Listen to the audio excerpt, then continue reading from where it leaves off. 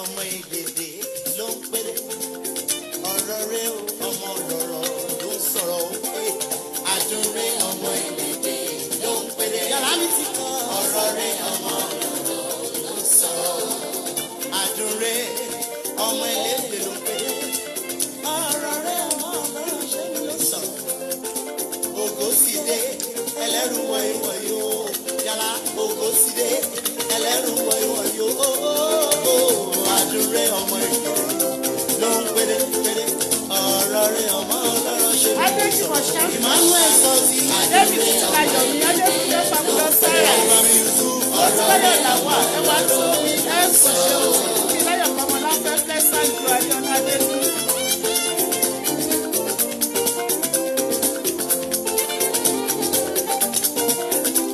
Wọ́n sẹ̀lẹ̀ Gàgí Adéyẹmọ. òrè ọmọ olóhùn ló fọ́n. Akérè ìdèrè ọmọ èlé ló ń pèrè. Ṣèyí mímọ́ ni àṣàrẹ́ o. Ọmọ aláṣà ló dá aṣọ òṣèré. Àdúrẹ́ ọmọ èlé ṣòwò ló ń pèrè orin lọ́wọ́. Ọ̀rọ̀ rẹ̀ ọmọ ọlọ́rọ̀ ṣé mi lè sọ̀rọ̀ orin lọ. Àdúrẹ́ ọmọ èlé. Olórí Labọ́ Ṣèyí Trendy. Ọ̀rọ̀ rẹ̀ ọmọ ọlọ́rọ̀. Ọmọ ọlọ́rọ̀ náà ni ó. Àdúrẹ́ ọmọ èlé ló ń pèrè. Ọ̀rọ̀ rẹ̀ ọmọ ọlọ́rọ̀ ló ń sọ̀rọ̀. Abẹ́jọ́ Kẹ́hìndé. Bọ́lá Kẹ́hìndé Báyọ̀ Twenty.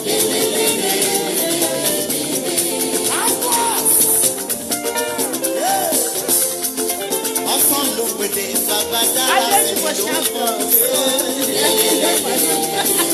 Ẹ ti bá wa sọ sórí ìtọ́ ẹlẹ́rìí. Wọ́n tún di akálà. Thanks for sharing. Ẹ wá tó mi ẹ kò ṣe the first to share. I have a gift for you. Ẹ pè mí lẹ́yìn ètò àbí ká send message sí mi. Ẹ wá tó mi ẹ kò ṣe òtí. A gift for you.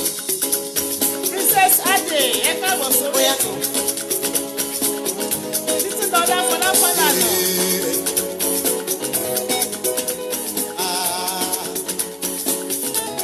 Ojú tó speak. Ojú speak in English.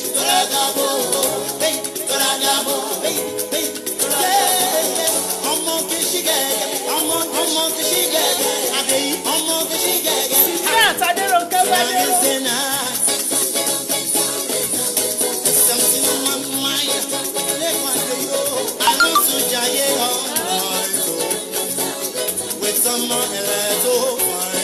I'm good o, ẹni tó gbọ́ tó sẹ̀ mẹ́sẹ̀gì wọlé yẹn thank God. I'm good. Àwọn mẹ́sì. Wọ́n sẹ̀ di ayé lára.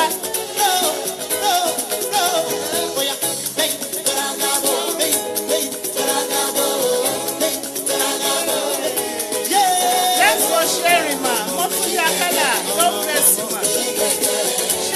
Share. Just like that. I don't have your number to call. I didn't sing. Okay. Mo máa pe nọ́mbà yẹn later. Ẹ jọ tó bá ti Just ṣe like ẹ̀kọ́ lẹ̀. that. Now we are the one. I did shop just like that. And they love me like that. Na mouth gbẹ̀dà mo sí ẹ káàbọ̀ sórí nice music. Bọ́lá Kẹ́dùẹ̀tì. Awesome band ni ó kọ́ wọn. Wọ́n wà lórí YouTube. Awesome band. Fúnmi lọ́lá ìwà olúwa ẹ káàbọ̀ sórí ètò. Rájúwí Sulaimon ẹ káàbọ̀ sórí ètò. Ẹyin àpò ẹ káàbọ̀ sórí ètò. Ẹ ṣe. Please help me to share this video. Mo tún láyọ̀ làwọn àmàlẹ́ sà.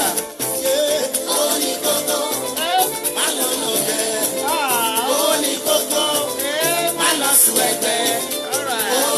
Sẹ́lá Adéníkà kí ni kò sùn my beautiful girlfriend. Ó yẹ pé bọ́dí ya. Má gbé o.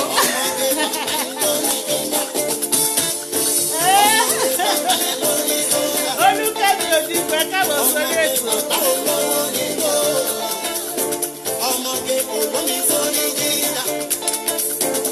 Ó tẹ̀sí ayélujára lovely wisdom ẹ káàbọ̀ sórí ètò. Àláìjà ọmọlọ́lá ni wàá tó yẹ káàbọ̀ sórí ètò.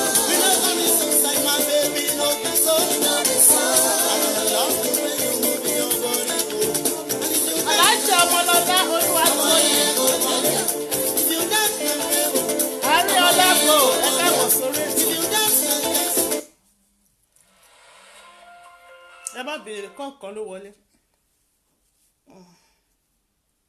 Sorry for that.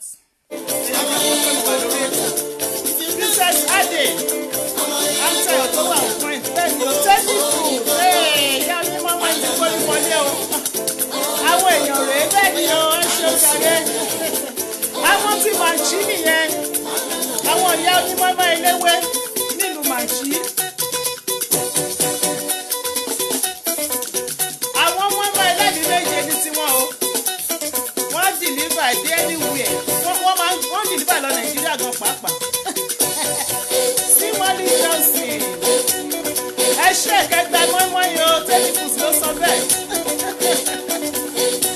Vicky Dillon àgbàmọ́ àdàgbà mọ́ sí padà mọ́ sí money dancing time. Oya mú pọ̀lì. Make me ring an eye. Oya shake body. Shake body. Pèsè kalẹ̀ mọ́, sáta sí ké, pèsè mi ké, fàrẹ́kẹ́ mọ́, pè kalẹ̀, pè kalẹ̀. Tirikata, tirikata, tirikata, tirikata, tirikata, tirikata. Ṣe. Sokun so, ọ̀rọ̀kọ̀rẹ́, tirigẹgẹdi, tirigẹgẹdi, tirigẹgẹdi. All the blessings the Lord has just to make me the shout hallelujah. All the blessings the Lord has just to make me the shout hallelujah. Ok jẹ́ kí n gbé kán lè jẹ́ kí n torí wọn ò ní mọ̀ pé mo wà lórí ètò. What do I do? Ẹ má bínú ẹjọ́ fún mi. Hello? Ẹ̀gbọ́n mo wà lórí show. Mo ń ṣe show lọ́wọ́. Yeah. Okay. Yeah. Ẹ má bínú. They won't know where I come from and they run from the dust to London. Oya shake body. Ẹ ṣe ìpọ̀jì. Oya move body. Make me ring an Tẹ́lifù share 27 times. Oya shake body. Tẹ́lifù Oya shake body. ó dá o ìyẹn mi pẹ́ ẹ máa sẹ́ndì 27 mọ́mọ́ sí mi nìyẹn o. Ó dá sọ́tọ̀ mi ò jó Grace. Oh, ẹlẹ́dàá. I'm fine ẹ mọ̀ pé wà lórí láì ní I'm fine. Keep sending message àbọ̀ mi kọ́. Ọmọdé kò bọ́ sáàtò. Ẹ má bínú ẹ̀yin èèyàn mi. I'm fine. Ẹ má bínú ẹ jọ̀ọ́ very sorry a máa bẹ̀rẹ̀ ń sìn. Ṣe story yẹn ẹ share o share.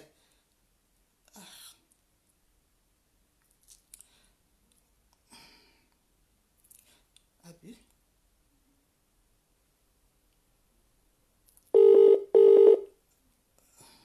Àmàlógo àmàpá aláàjẹ.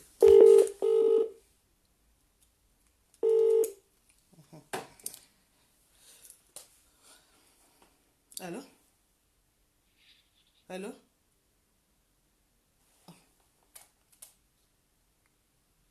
Ẹ má bínú ẹ jọ̀ọ́. Táíwò Àtúnwá Àkàndé ẹ káàbọ̀ sórí ètò. Hello? Admin ṣé kò sí? Mo wà lórí show náà.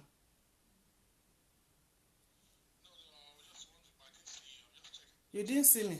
I'm 3 minutes. Okay. All right. Okay. Yeah, I'm on show. Okay. All right. Okay. All right.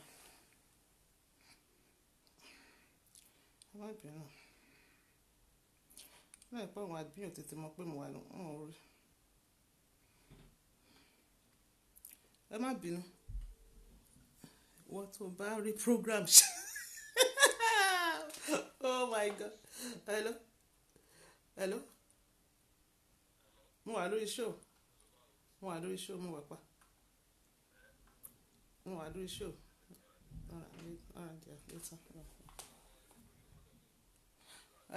Lọ sórí page. Mi mọ nǹkan àwọn èèyàn náà sọ pé àwọn kan tó pé àwọn ò rí notification. I don't know why.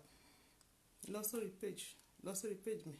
I'm there. Mo lọ sórí page. all right dear bye. Ẹ má bínú ẹ̀ ha àwọn èèyàn wà disturb wọn rí notification òun náà fi ń pè tán send message tán pè léraléra.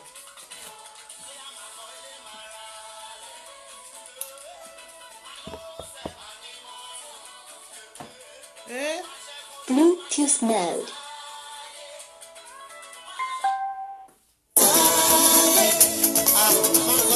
Ó kí a máa bẹ̀rẹ̀ sí bọ̀ jẹ́ kí ní sómi lè dáadáa àwọn tó ń pè wọlé tó ń send message.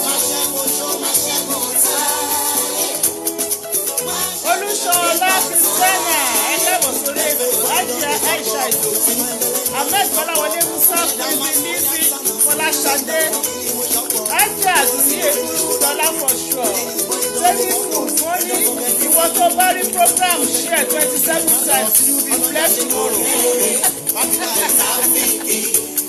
Yes serious àmì o ẹ ṣe inú mi mo ṣe bọ́ lásán Jackie Spencer Pay ẹ káàbọ̀ sórí ètò ẹni tó kàn lọ sókè mo tún wọ́n pẹ̀ lọ ní òpin rí ẹgbà àlàó Káyọ̀dé Oṣòfowówẹ̀ Adébọ̀ Kébì wọlé Princess Sade àwọn èèyàn tó gbàsíkè Princess Blessing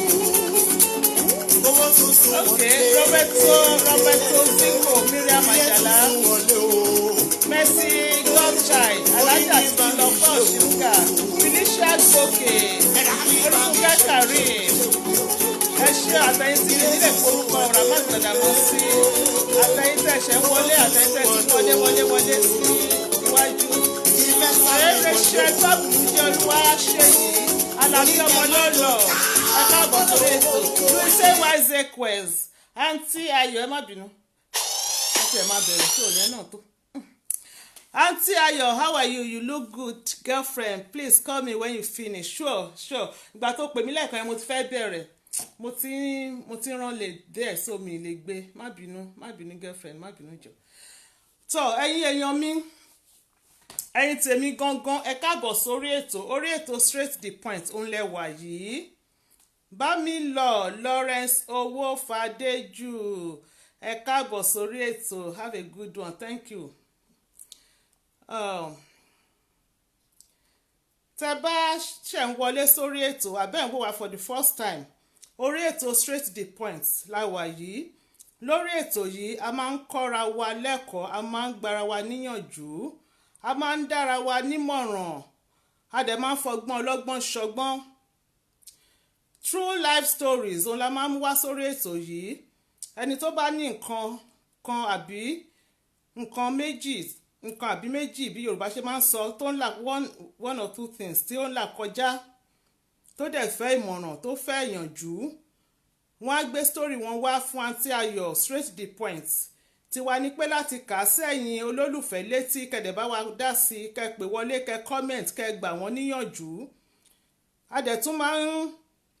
a tún máa ń mú topic wá a máa ń sọ̀rọ̀ lórí topic ẹ má bínú a máa ń sọ̀rọ̀ lórí topic tẹ́ bá mọ̀ wípé bóyá ọ̀rọ̀ tó ń lọ lórí social media tó lè ṣe wá láǹfààní àbí kankan ṣẹlẹ̀ tẹ́ fẹ́ ká dá sí àbí fẹ́ ká fi ṣe ọ̀rọ̀ sọ lórí platform yìí ẹ kàn sí mi Aunty Ayọ̀ ẹ jọ̀ọ́ ẹ bá wa sọ̀rọ̀ lórí nǹkan báyìí ẹ kàn sí mi à á sọ̀rọ̀ lé lórí àjọ fọ̀rọ̀ jomi toro ọ̀rọ̀ lórí ẹ̀ ẹ ṣeun ẹ̀yin èèyàn mi ṣùgbọ́n ká tó bẹ̀rẹ̀ ohunkóhun lórí ètò yìí a máa ń kọ́kọ́ fi tolúwa síwájú ni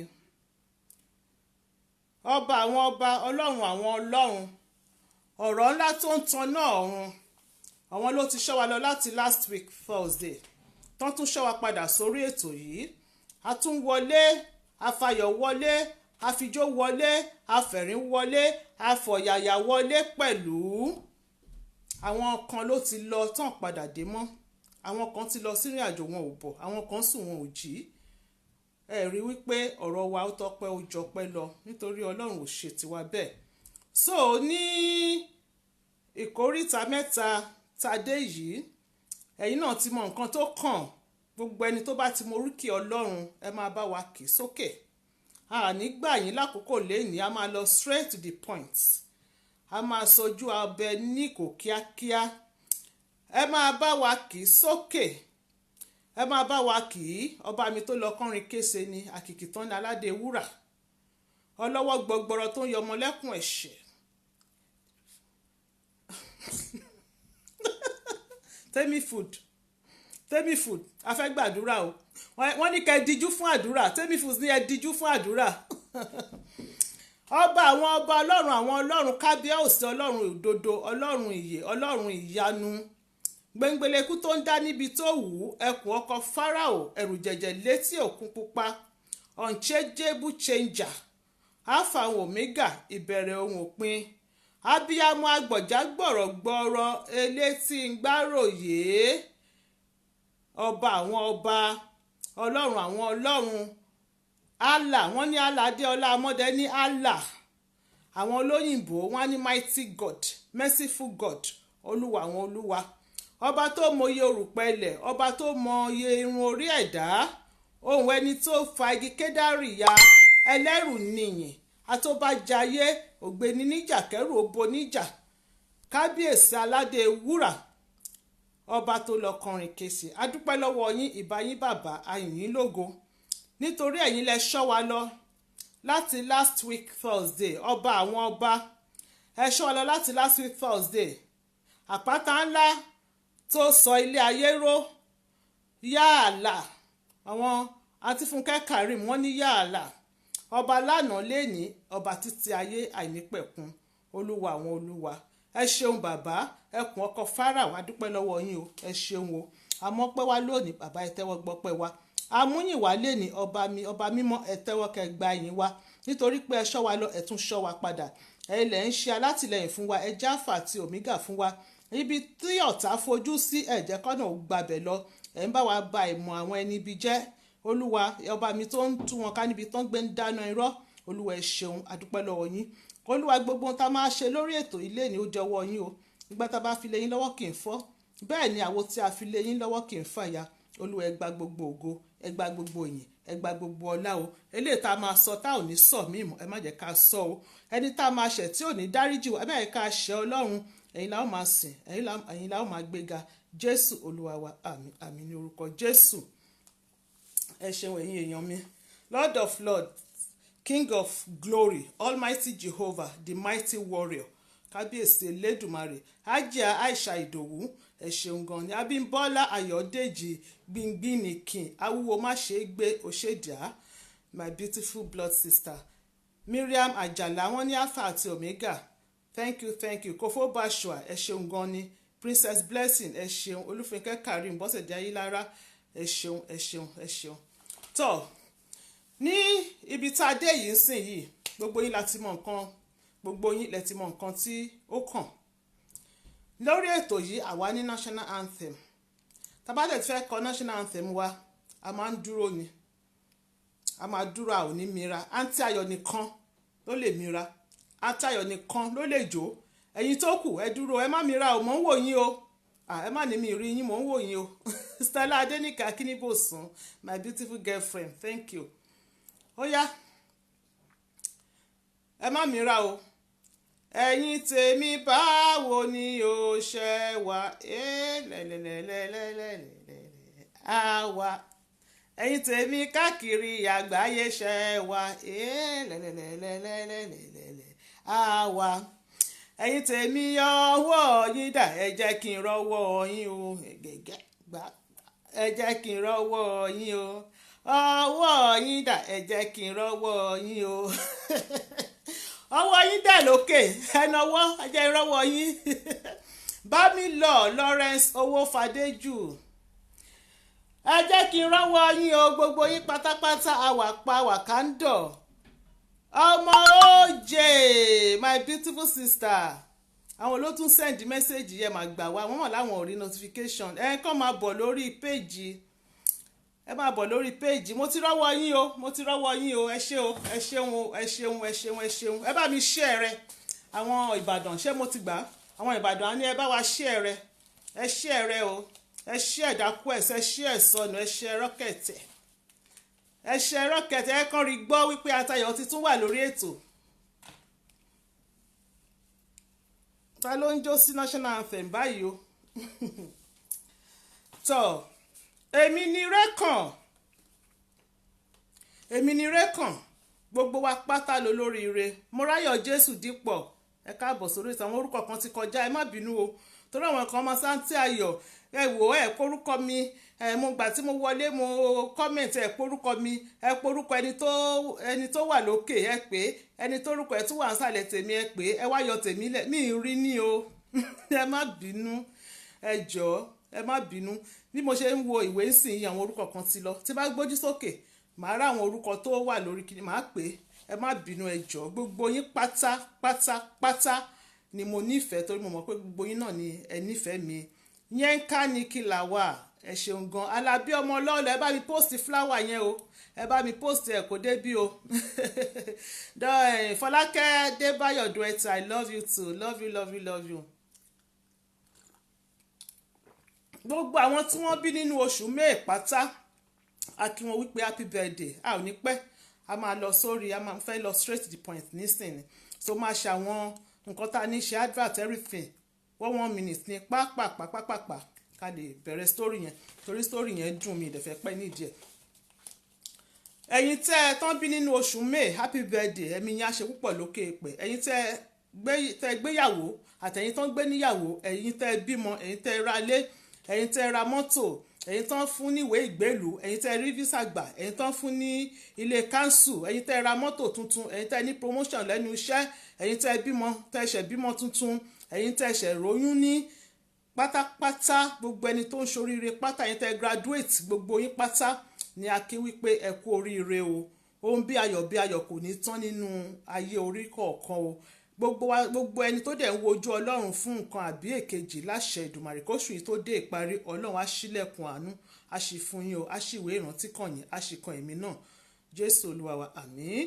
Ṣọláìdé Dèbórà Ayẹni my beautiful sister ẹ káàbọ̀ sórí ètò Bùsáyọ̀ Fámọ̀ṣe Yétúndé Adéìyá Adégoróyè ẹ káàbọ̀ sórí ètò Ruth Ebony ẹ káàbọ̀ sórí ètò tó AY Beauty ẹ bá wa lọ sórí Facebook ẹ lọ search fún AY Beauty à ń ṣe makeup à ń ta jewelries lóríṣiríṣi à ń ṣe manicure pedicure ìlú Milton Keynes ńlá kalẹ̀ sí Aunty Ayọ̀ àwa ni managing director àwa là ń ṣe àwa là ń tà á à ń ta jewelries bí irú eléyìí tó wà létí Aunty Ayọ̀ yìí ń sìn à ń tà ní ṣe ti rí a ní lóríṣiríṣi níbẹ̀ so tẹ bá fẹ́ ẹ kàn sí wa ẹ pè wá lórí 074-175-91830 074-175-91830 advert space tẹ́ bá fẹ́ polówó ọjà yín lọ́nà tó máa mówó wá ẹ kàn sí wa lórí ètò yìí lórí nọ́mbà tá a pè yí kan náà ẹ̀yin admin ẹ̀ tí ì wọlé ni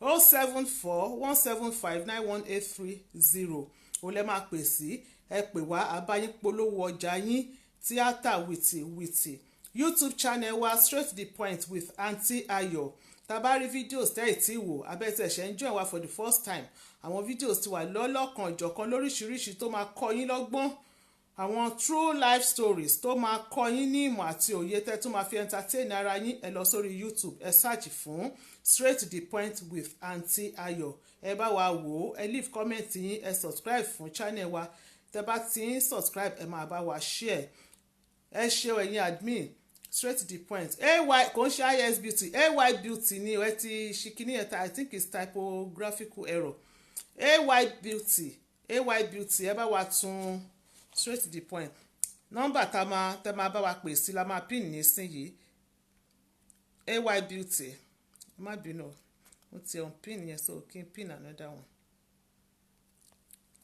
okay so nọ́mbà tẹ́ máa fi bá wa dá sétò bákan náà is 074-175-91830 òun náà ni a ti tún kọ sójú òpó yẹn òun lẹ máa pè sí tẹ́ bá fẹ́ bá wa dá sétò láftà tá a bá sọ story tán Rita Mustapha good evening my lovely sister you are back again with your lovely story bẹ́ẹ̀ ni o I'm back again o ẹ ṣeun gan ni ẹ káàbọ̀ sórí ètò a máa sáré dókè lọ́hùn pápápá a máa sáré ṣe ok ká tó ṣe polówó ọjà Ọgbà Ìfẹ́ ẹ má bínú Ọgbà Ìfẹ́ yẹn ẹ má bínú omi nílé ka gbogbo ẹ̀ tán because a ti pẹ́ dẹ̀ bẹ́ẹ̀ lè ta bá kà ní wíìkì tó bá di next week a tún ka àwọn míì a máa ka bí mẹ́ta. I'm 39 years old Christian lady from Ondo State. I live in UK. I'm single and no child. I'm looking for a God-fearing Christian man. Must live in UK or Europe and be willing to relocate. I'm 35 years old Muslim lady. I'm single and reside in Cairo. I'm looking for a God-fearing Muslim man. I'm 44 years old single man from Edo State. I live in Laurel, Maryland, USA. I've never been married or no child. I'm looking for a God-fearing Yoruba woman between the age of 40 and 44. I'm a divorcee man from Ibadan. I live in Canada. I'm seeking for a God-fearing single lady in England. She must be a Yoruba and around 35 years old. The last but not the least, first part real. I'm a Christian lady, age 49 years old, living in Republic of Ireland. I'm from Delta State. I'm looking for a good Christian man. Must be able to travel and or must live in diaspora. Ìjẹ́ bó ṣe jẹ́ lórí ọgbà ìfẹ́ yẹn. Advert pápápá la máa ṣe. For all your natural skin care products. Fún gbogbo ìpara tó lè ṣara yín ní àǹfààní tó lè mú kí ojú yín máa dán kára yín máa jọ̀lọ̀. Visit Pleasant Glow on Instagram. Admi Ejo Watalat. Pleasant Glow on Instagram. Ẹ̀rọ ìbánisọ̀rọ̀ tẹlifóònù 079 048 12393 079 048 12393. Wọ́n ta ìpara fún aláwọ̀ dúdú ebony, wọ́n ta ìpara fún aláwọ̀ pupa tó mọ́ra fẹ́rẹ́fẹ́ bíi tanti ayọ̀ báyìí. Wọ́n ta ìpara fún dry skin. Àwọn yín tí ẹ bá ní dry skin, wọ́n ta ìpara tí ẹ máa lò tó máa jẹ́ kí àwọ̀ yín máa jẹ́ kí skin yín kó soft. Wọ́n ta knuckle treatment. Ẹ̀yin tẹ́ máa ń tọwọ́ bomi lóòrèkóòrè abẹ́tẹ̀ lo cream yẹn ò ṣiṣẹ́ dé knuckles yín, gbogbo knuckles yẹn dúdú. Wọ́n ta cream tẹ́ máa fi pa tó máa ṣí tí skin yín máa blend papọ̀. Wọ́n ta clean and clear kiddies soap. Clean and clear kiddies soap fún àwọn ọmọ kéékèèké tẹ́ máa fi wẹ̀ fáwọn ọmọ yín. Ohun rèé ẹ máa fi wẹ̀ fáwọn ọmọ yín tí kò ní sí kúrúnà, kò ní sí èélá, kò ní sí nǹkan kan, gbogbo ara àwọn ọmọ yín ló máa dán tó máa jọ̀lọ̀. Tẹ́ bá ti rà á ẹ wá ra ìpara ẹ̀ sí. Ẹ ra ìpara ẹ̀ sí kiddies butter, Pleasant Glow kiddies butter. Òun lẹ máa fi pa wọ́n lára, òun làwọn ọmọ mi náà ń lò. Ẹ bá wọn rà á, gbogbo ara àwọn ọmọ yín, gbogbo ara wọn ló máa dán tó máa jọ̀lọ̀. Tí ò ní sí nǹkan kan tó máa wà lára wọn bí kúrúnà, bí làpálàpá, bí èélá ni o. Láti ọmọ òòjọ́ ni, láti ọmọ òòjọ́ òun lẹ lò fún, nítorí pé kí ni organic ni gbogbo nǹkan tí wọ́n lò, kò sí chemical níbẹ̀. Wọ́n ta extreme face cream. Extreme face cream. Ẹ máa kọ́kọ́ bá wọn ra before extreme face cream. Ẹ máa fi pa ojú yín láàárọ̀ tẹ́ bá ti wẹ̀ tán, ṣùgbọ́n ẹ máa kọ́kọ́ ra night glow face cream. Ó lẹ máa fi pa ojú yín lálẹ́ kẹ́ tó sùn.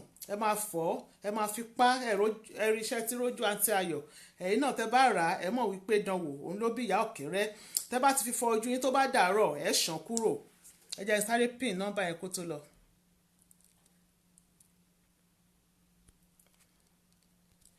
Ẹ máa fọ̀ kúrò, ẹ máa wá lo extreme face cream. Lẹ máa wá fi pa ojú yín ní àárọ̀. Wọ́n ta night glow Pleasant Glow exfoliating body cream fún àgbàlagbà. Exfoliating body cream fún àgbàlagbà. Ọṣẹ ìwẹ̀ fún àgbàlagbà. Èèyàn dúdú lè lò, èèyàn pupa dẹ̀ lè lò. Ọṣẹ yẹn dá gan, organic ni, gbogbo nǹkan wọn organic ni. Ẹ bá wọn rà á kẹ́ fi wẹ̀. Tẹ́ bá ti fi wẹ̀ tán tó bá di after tẹ́ bá ti wẹ̀ tán ẹ wá fi extreme glow body milk. Mo recommend eléyìí.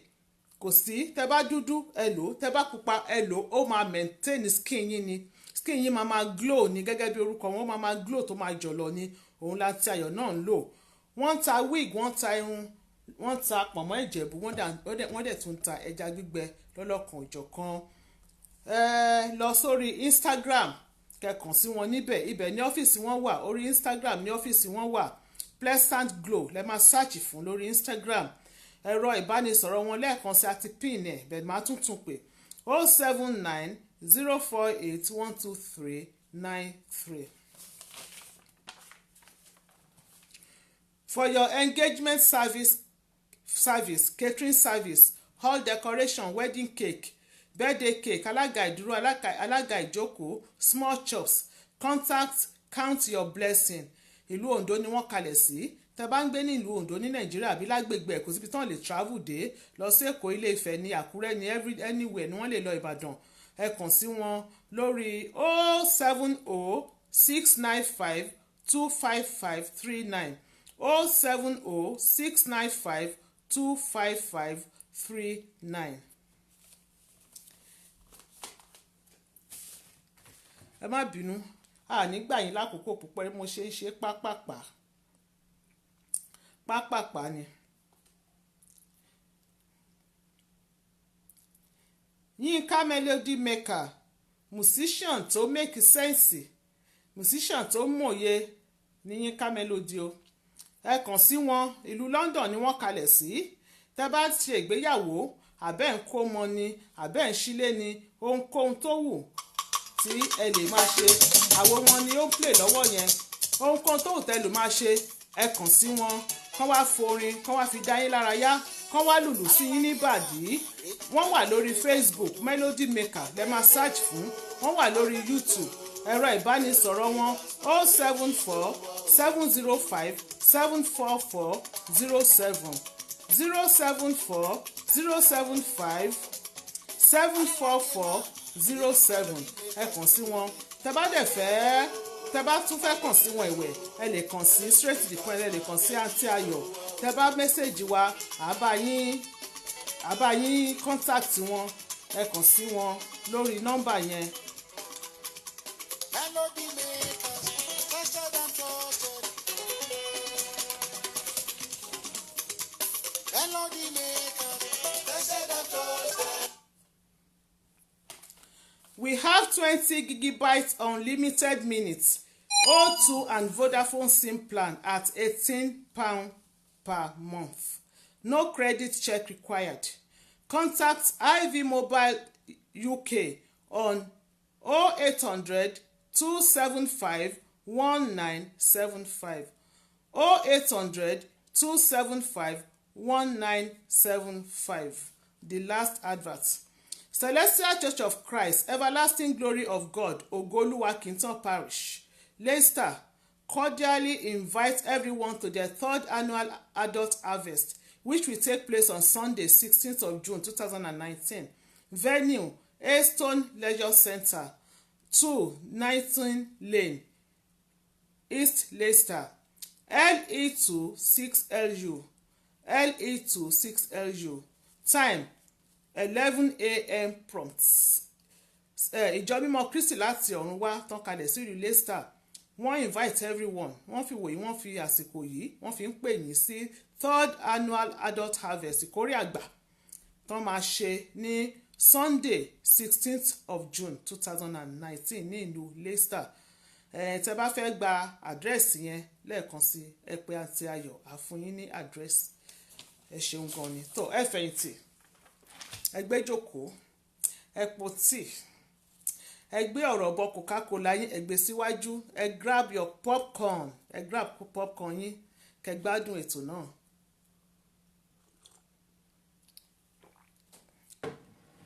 Àwọn àǹtí kan ni wọ́n pè mí.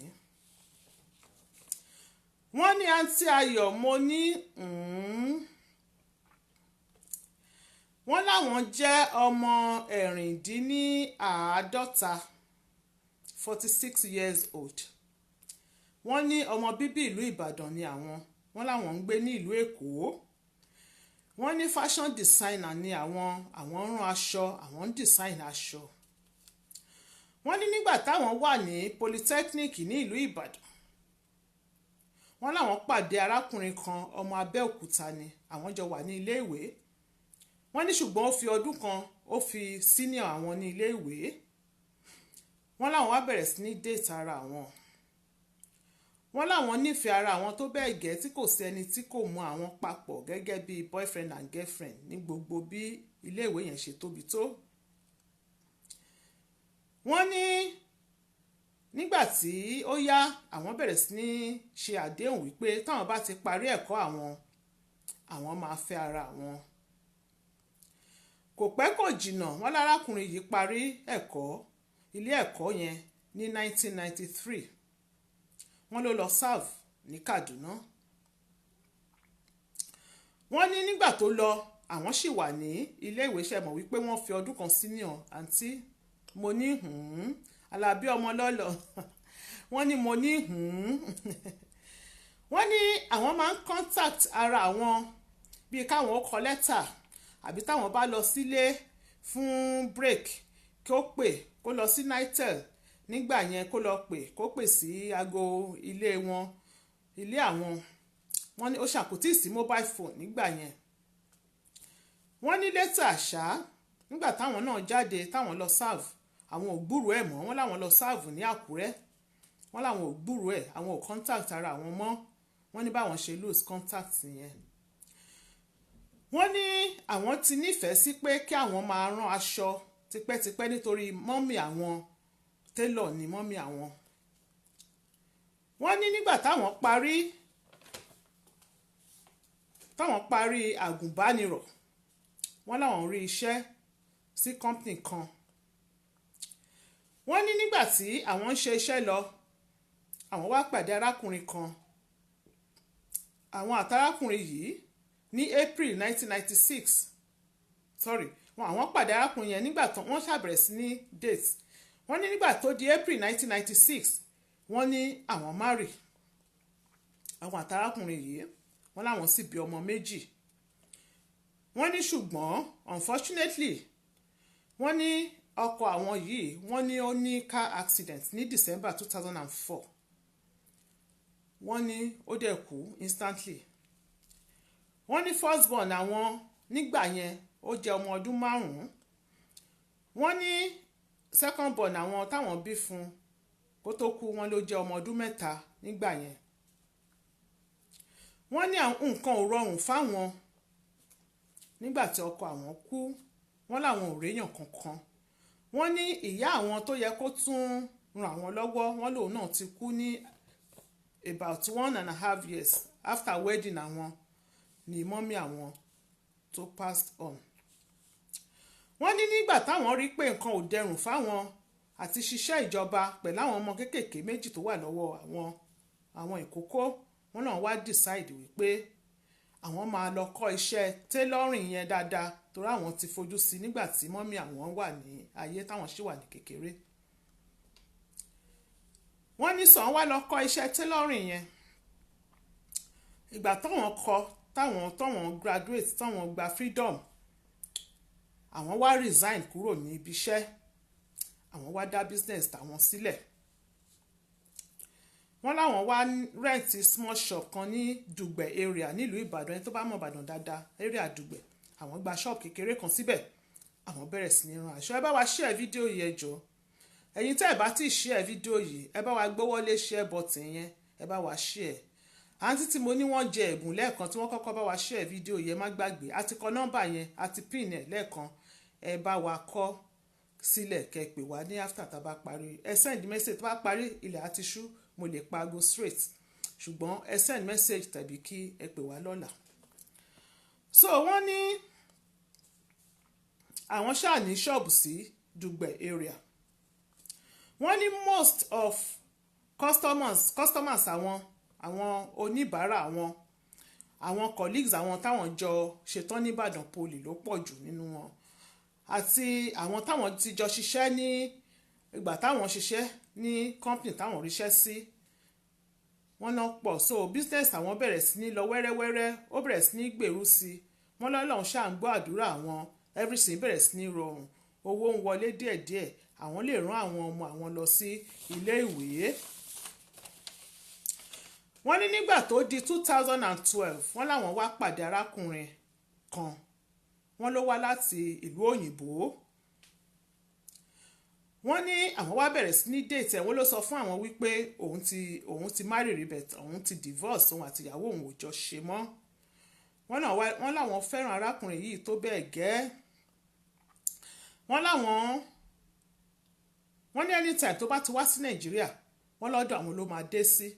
wọ́n lọ́mọ Akwa Ibom ni wọ́n tó bá dé sọ́dọ̀ àwọn ní àti ìlú òyìnbó tó bá máa fi lò bí ọjọ́ mélòó kan lọ́dọ̀ àwọn á lóun travel lọ sí Akwa Ibom. wọ́n tó bá dẹ̀ dé Akwa Ibom wọ́n ní ó máa pe àwọn ìyá ẹ̀ á dẹ̀ gbé aago fún ìyá ẹ̀ á bá wọn sọ̀rọ̀ ìyá á ṣàdúrà fún àwọn á dẹ̀ dúpẹ́ lọ́wọ́ àwọn wípé àwọn ṣe ohun táwọn ń look after ọmọ òun wípé ó máa ṣàdúrà fáwọn gẹ́gẹ́ bí ìyàwó. wọ́n ní ìyẹn wá fi àwọn lọ́kàn balẹ̀ wípé arákùnrin yìí lóòótọ́ fẹ́ àwọn. wọ́n ní àwọn ò suspect any foul play until one day tí èèyàn kan pe àwọn obìnrin láti USA láti abroad ó wọ̀n àwọn wípé káwọn ó fi ọkọ òun sílẹ̀ o àwọn wà happily married o pẹ̀lú ọmọ 4. wọ́n láwọn sọ wípé ẹni tó ń sọ yìí kò níyàwó ó sọ fún àwọn wípé ó ti divorce tóun ti divorce. wọ́n níyàwó yẹn wá send the pictures àti bọ̀bọ́ yìí àtàwọn ọmọ àwọn 4 tí wọ́n ṣe picture tí wọ́n ṣe yà wọ́n ló wá jẹ́ àwọn picture kan tí date máa ń wà níbẹ̀ tó máa ń print date sí lára. wọ́n lòun ló send wọ́n ló sọ wípé àwọn ò fẹ́ kan jàrí o pé àwọn àti ọkọ àwọn ò ní problem rẹ̀ wọn ò separate gan débi pé àwọn máa divorce. wọ́n ní ìgbà tó sọ bẹ́ẹ̀ tán wọ́n náà wá pe arákùnrin yẹn àwọn wá confront ẹ̀ wípé ń gbọ́ wọ́n ló wá bẹ̀rẹ̀ sí ní bẹ àwọn pẹ́pẹ́sẹ́ o òun love àwọn ni òun ò fẹ́ deceive àwọn ni òun ò fẹ́ lose àwọn òun ò fẹ́ hurt feelings àwọn òun ò dẹ̀ fẹ́ lose àwọn bó ṣàbẹ̀rẹ̀ sí ní bẹ àwọn wípé òun fẹ́ fẹ́ àwọn gẹ́gẹ́ bí second wife ni pé at least ìyá òun ṣáà máa ń pe àwọn kìnnìkan. wọ́n ní ó bẹ̀rẹ̀ sí ní bẹ àwọn wọ́n nígbà tó yá ìyá tún pè láti Akwa Ibom ó tún bẹ àwọn wípé káwọn ó foríjì ìyàwó àwọn wọ́n láwọn sọ wípé àwọn ò lè ṣe second wife láyéláyé pé mọ́ọ̀sọ̀ tó ti lè pa irọ́ fún àwọn ò lè ever trust ẹ̀ mọ́ pé so àwọn kan má bínú pé àwọn ò lè fẹ́ arákùnrin yìí rárá.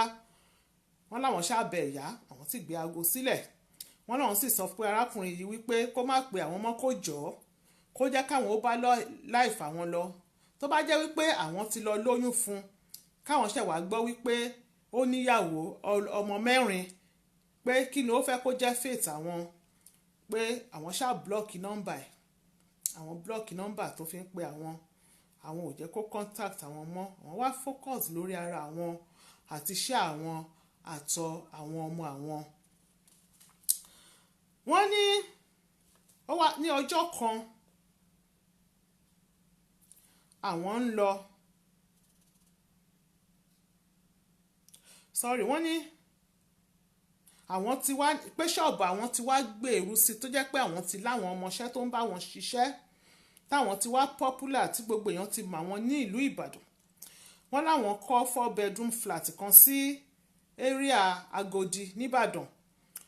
wọ́n ní àwọn sì rán àwọn ọmọ àwọn tọ́jú àwọn ọmọ àwọn rán àwọn ọmọ àwọn lọ sílé ìwé àwọn do fine àwọn ti bẹ̀rẹ̀ sí ní lo mọ́tò everything ti ń lọ déédéé fún àwọn focus lórí iṣẹ́ àwọn ọmọọṣẹ́ sùn lọ.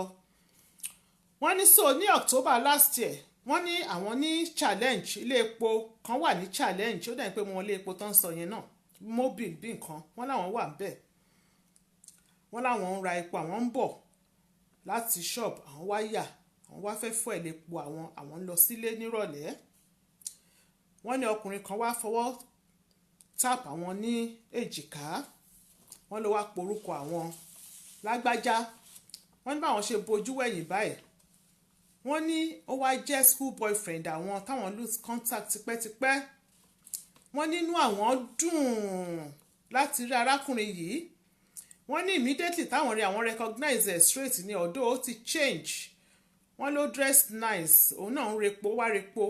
Wọ́n ní nice car everything. Wọ́n láwọn hug ara àwọn, inú àwọn dùn, àwọn sọ̀rọ̀, àwọn lọ restaurant ní Ring Road níbẹ̀. Wọ́n ní àwọn lọ ìyànà ajé ìgbé láti lọ jẹun. Àwọn ṣáàjókòó, àwọn ń jẹun, àwọn sọ̀rọ̀ at length. Wọ́n láwọn sọ gbogbo nǹkan táwọn mọ̀, àmì nǹkan tó ti ṣẹlẹ̀ sáwọn sẹ́yìn látìgbà táwọn ti lose contact. Wọ́n láwọn sọ fún arákùnrin yìí. Wọ́n lòun náà wá sọ̀rọ̀ ara tiẹ̀ náà fún àwọn. Wọ́n ló sọ pé òun wá àwọn gan ni o, òun ò rí àwọn ni, pé gbogbo orí Facebook báyìí lòun ti wá àwọn, òun ò rí àwọn ni. Wọ́n ní àwọn sọ wípé àwọn náà wà, pé ṣùgbọ́n unfortunately àwọn ò rí. Wọ́n ní wọ́n ló sọ fáwọn wípé òun déètì lady kan nìbàdàn, gbà wọ́n dẹ̀ ń plan láti fẹ́ ara àwọn very very soon. Wọ́n ní ó sọ wípé òun wà disappointed wípé àwọn ò tètè rí ara àwọn earlier kó tó di wípé òun meet ẹni tó ń fẹ́ yẹn. Ká ní wípé àwọn ti pàdé ni pé òun ò bá fẹ́ àwọn. Wọ́n ní later lálẹ́ ọjọ́ yẹn náà báwọn ṣe jẹun tó ṣe gbogbo ẹ̀tàn, wọ́n láwọn sọ wípé kó jẹ́ káwọn lọ sí, kó sọ pé kóun lọ mọ ilé àwọn, káwọn sọ pé ó yá, ó dẹ̀ lọ mọ ilé àwọn. Àwọn entertain ẹ̀, àwọn exchange number. Wọ́n ló sọ pé Èkó lòun ti ń ṣiṣẹ́, pé òun máa ń wá sí Ìbàdàn ní every weekend láti rí fiancé òun. Wọ́n ní fiancé ẹ̀ náà ó ṣiṣẹ́ ní Ìbàdàn ní ilé ìfowópamọ́ kan báǹkì ní Ìbàdàn. Mobile Falana in Challenge Ìbàdàn. So wọ́n ní ó ṣáà padà lọ sí Èkó. Ó máa ń pe àwọn máa ń pè pé àwọn máa ń sọ̀rọ̀ gan. Àwọn wá bẹ̀rẹ̀ sí ní sọ tó yẹ pé táwọn ò bá bára àwọn sọ̀rọ̀ ní ọjọ́ kan, ó máa dàbẹ́ ni pé nǹkan kan ti ṣe àwọn ni. Wípé ìgbà míì ẹ̀mẹ́ta ẹ̀mẹ́rin lóòjọ́ àwọn máa sọ̀rọ̀, ìgbà míì òru ó máa pa wọ́n. Wọ́n ní tó bá dẹ̀ ti wá sí Ìbàdàn ó máa wá sí ilé àwọn. Wọ́n ní couple of times ó ti wá, ó spend the night nílé àwọn. Àwọn dẹ̀ jọ sùn papọ̀, àwọn jọ sùn oorun ayọ̀. Tẹ́ bá ń gbọ́ oorun ayọ̀ wọ́n ní àtayọ̀ tó dé máa serious lálẹ́. No, ẹ má wọrí ẹ̀ka à ń lọ straight lálẹ́ ní àníyàbàrà sọ́ọ̀tún àbí sósì. National anthem ọkùnrin I will have married you Fúnkẹ́ Peters. Wọ́n láwọn jọ sùn oorun ayọ̀, àwọn jọ lọ sí yàrá òkè àti yàrá ìsàlẹ̀. Wọ́n ní wọ́n ní ó sọ fún àwọn pé nígbà tó wá di January àwọn láwọn ṣáà bẹ̀rẹ̀ sí ní lọ, ta ló ń rẹ́rìn, ṣé yàrá òkè àti yàrá ìsàlẹ̀ ló ti pa. Mo tún serious sí, mo tún rọra pẹ́ sọ torí àwọn ọmọdé bíi tiwa báyà wà lórí ètò, so a ní fi gbogbo ẹnu sọ̀rọ̀ tán. Ọmọdé bíi Tanti Ayọ̀ inner room, wọ́n lọ sí inner room, bẹ́ẹ̀ ni o, wọ́n gòkè wọ́n sọ̀kalẹ̀, ó ti yé yín, wọn ò dẹ̀ ṣubú. Wọ́n gòkè àgbà, wọn ò dẹ̀ ṣubú. Wọ́n lọ sí ibi gíga.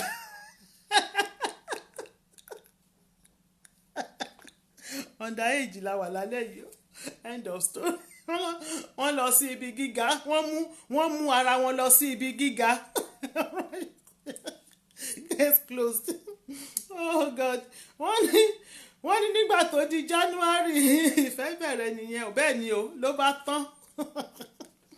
Wọ́n nígbà tó di January, wọ́n ló wá January ọdún tá wà nínú ẹ̀ yìí. Wọ́n ní arákùnrin yìí ọlá ọmọ ọlá fàmì sí o la fi pè bẹ́ẹ̀ o, bóyá ọlá ọmọ ọlá ni àbí ọlá ọmọ ọlá, it must be a 2-story house. Orí òkè Agelu. Oh God.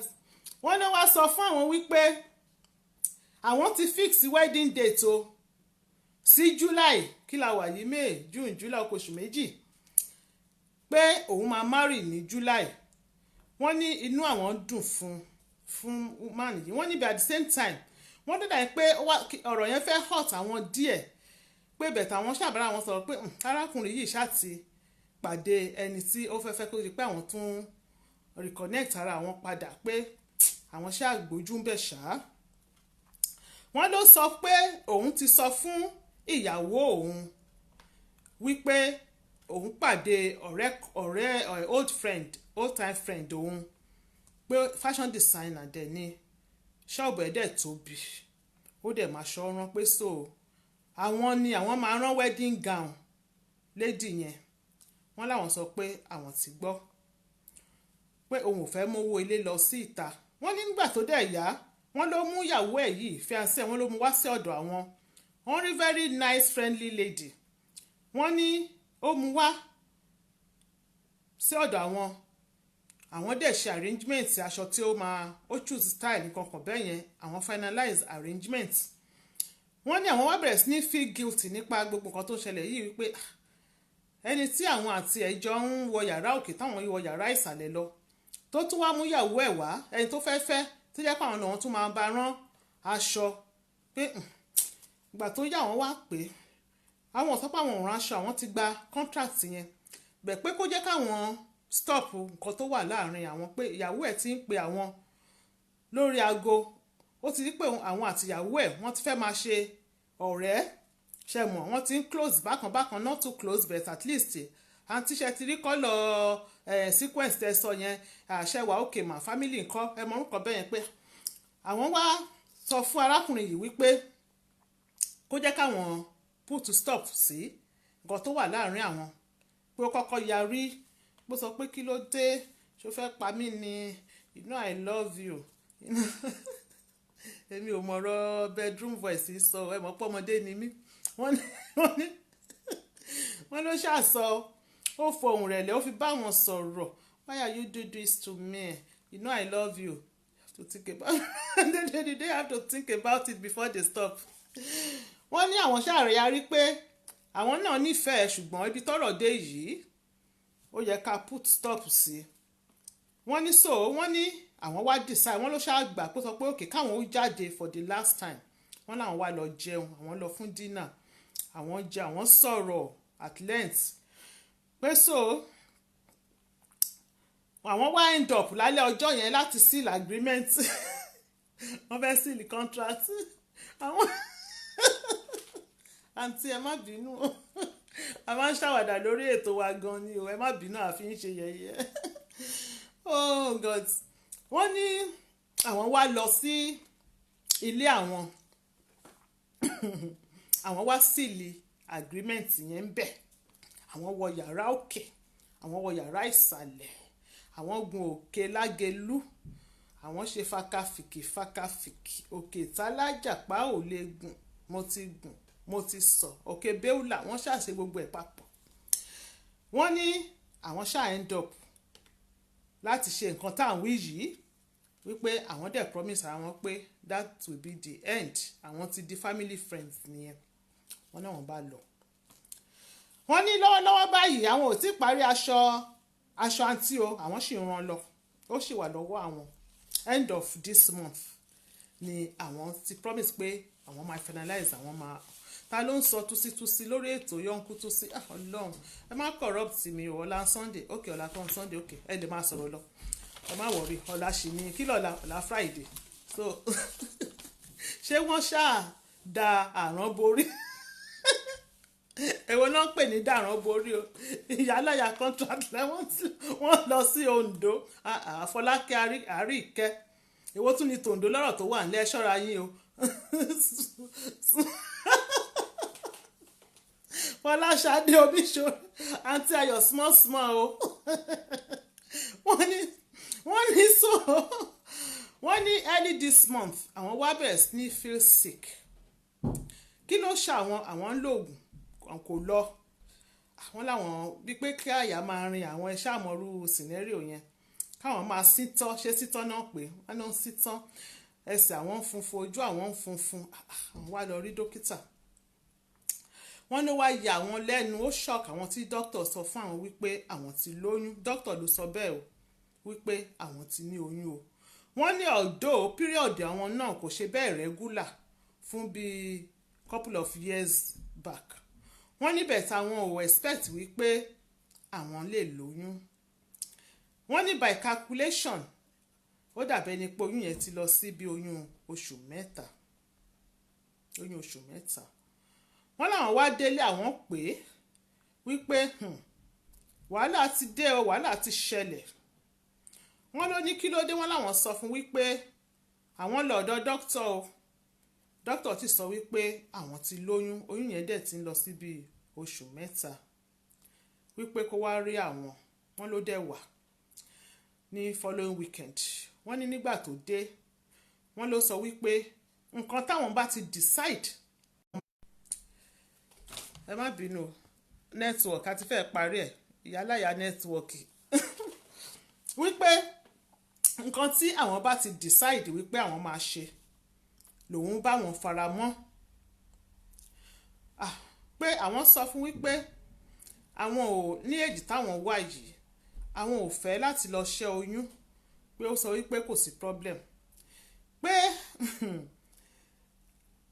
káwọn make up mind àwọn wọ́n ló sọ wípé even fiancé òun gangan táwọn fẹ́ ṣèyàwó òun gan ìyẹn náà ti lóyún òun náà yẹn náà ṣe miss period ẹ̀ ni wọ́n ní ibi tí ọwọ́ àwọn ti bọ́ nìyẹn wípé àwọn lóyún girlfriend náà lóyún báwo ni bọ̀bọ́ ẹ̀ ṣe máa cope wọ́n ló sọ wípé káwọn má wọrí táwọn bá fẹ́ fi oyún sílẹ̀ káwọn ò fi oyún sílẹ̀ wọ́n ní àwọn ọmọ àwọn méjèèjì wọ́n ti dàgbà ìkan 20 ìkan 18 àwọn méjèèjì ti dàgbà kò sọ àwọn ò ní kókó lọ́wọ́ wọ́n ní obìnrin dẹ̀ làwọn ọmọ méjì táwọn ní àwọn òbí ọkùnrin wípé oyún tó dẹ̀ wá ná àwọn yìí ọkàn àwọn sọ fún àwọn wípé ọmọ ọkùnrin ni wọ́n ní sọ ọkàn àwọn ò ṣẹ́ oyún yẹn wọ́n náà wá rò wípé ṣé kí àwọn kúkú sọ fún ìyàwó káwọn jẹ́ kó mọ̀ pé because àwọn ò fẹ́ deceive ẹ̀ ó ń wá sọ́dọ̀ àwọn ránṣọ fún káwọn á lọ bí ọmọ fọ́kọ ẹ̀ létà káwọn kúkú jẹ́ kó mọ̀ nǹkan tí ó ń ṣẹlẹ̀ láti sìn lọ kó make up mind ẹ̀ tó bá fẹ́ go ahead pẹ̀lú marriage tí ò bá dẹ̀ fẹ́ go ahead kí àwọn ṣáà mọ̀ nǹkan tí àwọn jọ mọ ibi tí àwọn ń lọ wọ́n ní so àwọn wá jókòó àwọn ròrò wọ́n ní àwọn ọmọ ibi táwọn máa gbé ọ̀rọ̀ ìyẹn kalẹ̀ sí wọ́n náà wá pe best friend àwọn nìbàdàn àwọn wá sọ wọ́n ló ju àwọn lọ àwọn wá sọ fún pé wo ọ̀rẹ́ ọlọ́rọ̀ àwọn dẹ̀ ní gbogbo bó ṣe ń lọ náà tẹ́lẹ̀ làwọn ń sọ fún gbogbo àwọn ṣe pàdé bọ̀dá tí àwọn ṣe ń wọlé wọ̀de lọ́rẹ́ àwọn yẹn náà mọ̀ àwọn ṣẹ̀wá sọ gbogbo ẹ̀ fún báyìí ni o ọlọ́gbẹ́ni fẹ́ má rí o àwọn dẹ̀ ti lóyún fún ẹni tó dẹ̀ fẹ́fẹ́ náà lóyún o wọ́n ní àǹtí wa sọ wípé ọ̀rọ̀ yìí ìyẹn ọ̀rẹ́ àwọn pé òun ò mọ bí òun ṣe fẹ́ dá sọ̀rọ̀ yìí o ọ̀rọ̀ yìí ó ka àwọn láyà o wípé kí àwọn ó pe àǹtí Ayọ̀ straight to the point wọ́n á bá wọn gbé sí orí afẹ́fẹ́ àwọn á lè gbọ́ advice látẹnu àwọn èèyàn ìyẹn ni àwọn dẹ̀ ṣe pé ẹ bá wa dá sí ọ̀rọ̀ yìí kí àǹtí lè mọ nǹkan tí wọ́n máa ṣe ẹ ṣeun gan ni ojú òpó ó ti wà ní ṣíṣí 074 175 91830 074 175 91830 òun ni ẹ̀rọ ìbánisọ̀rọ̀ tí ẹ máa pèsè tẹ́ máa fi bá wa dá sí ètò.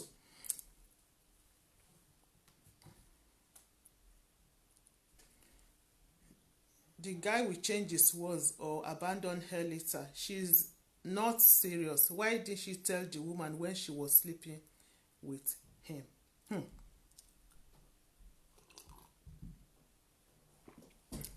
À ń dúró kẹ́ pé wọlé o, àǹtí wà lórí ètò. Ẹ jọ̀ọ́ àǹtí wà lórí ètò. Ẹ jẹ́ ká advice àǹtí. Ẹ má yẹ ká bú anybody lórí ètò. Hello. Hello, Aunty Ayọ̀, ẹ kú ètò. Yes ma, ẹ kalẹ́ ma, ọjọ́ ta ló ń sọ̀rọ̀ bí ẹ ti ń pè wá. Alájà Títí ni o. Ẹ kalẹ́ ma. Ṣé wàá òkè ma? Ẹ kalẹ́ ma. Yes ma. Adúpẹ́ ma. Ẹ bá wa dá sí. Ṣẹ́rí mo fẹ́ dá sọ̀rọ̀. Ṣẹ́rí àǹtí yẹn. Bẹ́ẹ̀ni ma. Ṣẹ́rí obìnrin ní gbogbo wa. She did it intentionally ó mọ̀ láti lóyún fún bọ̀bọ̀ yẹn ni ṣe understand kò sí mistake kankan níbi kankan kọ́ má mú wa lọ sí oko ṣe understand kí ẹ̀kọ́ má mú òyìn kankan lọ sí skul níbí báyìí obìnrin ní gbogbo àwọn tàwa lórí fọ́ọ̀mù ọkùnrin díẹ̀ ló máa wà nínú wa nǹkan tí ọba fẹ́ ṣe ló máa ṣe ìgbà tí wọ́n ti mọ̀ pé bọ̀bọ̀ yẹn ní ẹni tó fẹ́fẹ́ tọ́lẹ̀ ti dájọ́ ìyàwó sọ́nà ẹ̀tọ́ wọn láti dáàbò bo ara wọn ọkùnrin gbèdé kí n sọ fún àwọn obìnrin ọkùnrin kí n sọ fún obìnrin pé òun ò ṣe mọ́ àwọn obìnrin la máa lọ́pọlọ wa ó dẹ̀ ti rí pé àti yẹn níṣẹ́ lọ́wọ́ ẹni tó lẹ́ẹ̀bù gọ̀gọ̀gọ̀ ló fẹ́ márì kò dẹ̀ kí n ṣe place àǹtí yẹn láti sọ fún lady yẹn pé ẹ̀wọ̀n ti lóyún fọ́pọ̀ no it's not her place it's just like bí ìgbà tó jẹ́ pé ó fẹ́ dà ẹrú ni kò kí n ṣe place ẹ̀ táàbà fẹ́ ránṣọ wedding mọ́ kọ́ máa ràn mọ́ tábà dẹ̀ fẹ́ ràn kọ́ ràn tán bọ̀ kò kí n ṣe place wọn láti sọ fún lady yẹn páwọn lóyún tó oníṣì bọ̀bọ̀ yẹn ti jẹ́ kọ́ mọ̀ pé ẹni tẹ́yìn fẹ́ náà ti lóyún torí pé àwọn oníṣẹ́ lọ́wọ́ ló ṣe ní kán foyún sílẹ̀ àwọn náà máa padà kọ́ ọmọ wọn fúnra ara wọn kọ́ tètè mọ̀ yẹn dájú ẹni tó nífẹ̀ẹ́ gọ̀gọ̀gọ̀gọ̀ ló fẹ́ fẹ̀yìn. so àwọn fúnra ara wọn àti ẹ̀ka bá wà lórí fọ́ọ̀mù kan máa gbọ́ kẹ́yìn ọkàn wọn dẹ̀ máa jẹ wọn wọ́n mọ̀ ní oníyìnrìn. ẹ ṣeun ma God bless ma. ṣé ti yé yín ẹ ṣe ma. wọ́n ṣàní boyfriend ní ìkan tó pàdé bọ̀dá yẹn àbí wọn lẹ́lòmíì tán fẹ́ kọ́ tó pàdé bọ̀dá yẹn wọ́n ti máa láwọn series of boyfriends kọ́ tó pàdé bọ̀dá yẹn so mi ò bọ́kùnrin rí mi ò bóbìnrin yẹn it is no excuse she did it intentionally. Thank you ma God bless so you. decision àwọn kọ́kọ́ ti mọ̀ pé the bottom line ni pé kọ́ ti mọ̀ pé àwọn làwọn máa dán ọmọ àwọn tán lady yẹn lè má fọkọ ẹ̀ sílẹ̀ fún wọn. ẹ ṣe ma. it goes both ways. ẹ ṣe é dàbọ̀. Thank you ma God bless ma. She might not do it intentionally, but she made a big mistake because she will take care of the baby alone.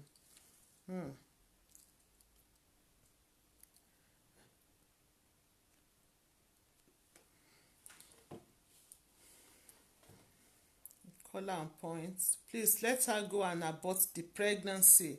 If she really want to respect herself, she knew the man already has fiancé. Then why on earth will she be pregnant for him?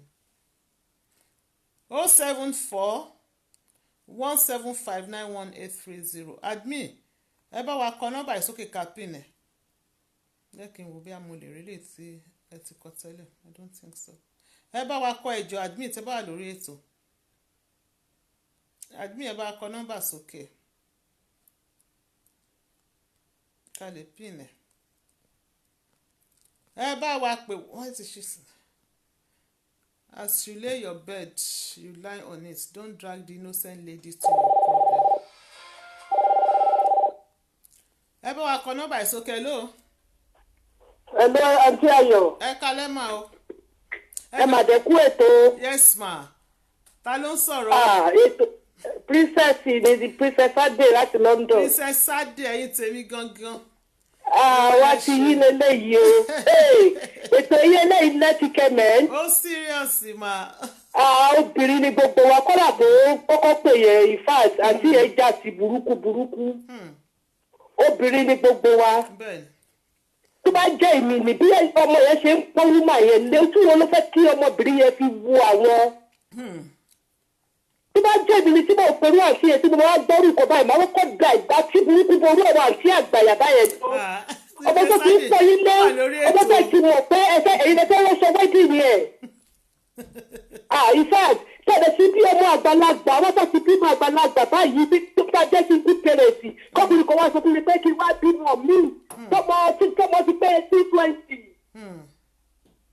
Kí lè ti wá ẹ ti fẹ́ padà sí square zero pé nípa fẹ́ bà relationship àwọn kan jẹ́. Ọlọ́run ò pé ní ti láti bẹ̀rẹ̀ pẹ̀pẹ̀ lórí kálukú ṣe gbọ̀nà ọ̀tọ̀ọ̀tọ̀. Àti ìyẹn ò fẹ́ gbà wọ́n ń fẹ́ gbọ̀n fẹ́ gbà fọlọ́run ni ní situation tó wà sí kó gbà fọlọ́run. Lóòótọ́ Ọlọ́run máa yan ọkọ fún wọn kì í ṣe pé ọmọ náà wọn máa lé sí yìí. Ọmọ ti pé 2018 àwọn ọmọ yẹn ti dàgbà náà. Àtọ́bá gbọ́ mi in fact nǹkan tó ń ṣe yẹn ó kù díẹ̀ pàtó. Tóbi àti èyí tó kọ́kọ́ sọ̀rọ̀ yẹn náà ti mọ̀ àwọn obìnrin náà pọ̀ lórí kínní àdè máa ń bára wa tó tọ̀rọ̀ gan. Nǹkan tó ń ṣe yẹn ó kù díẹ̀ káàtó àti ẹ̀rù tẹ́ bá bí wọn kẹsàn fún wọn. Nǹkan tó ń ṣe yẹn ó kù díẹ̀ káàtó. Èyẹ kó rí bẹ́ẹ̀. Ọmọbìnrin yẹn pọ̀ yín lé ọmọbìnrin yẹn ti gbé wedding gown ló la máa pè é. nǹkan tó máa gbé wọ̀ lọ́jọ́ ìkún ẹ̀yẹ ẹ̀ ó ti ní kan gbé fún yín kẹ́ bá òun ran ìbá lẹ́lẹ́ fẹ́ pàṣẹ mẹ́sẹ̀jì pé ẹ lóyún fọ́kù ẹ̀ kò tí ẹ̀ ṣe é ṣe sí gbọ́ nílẹ̀ Yorùbá òyìnbó kan tá ní pé wọn ò lójú tí òyìnbó kan ò lè dọ́rú ẹ̀ wò ẹ kú ètò. ẹ ṣé mà God bless ma. ó dà mà. àwọn àìsàn ò tí ẹ jọ ẹni tó bá bá wa gbọ́ nọ́mbà ẹ bá kọ́ 074-175-91830.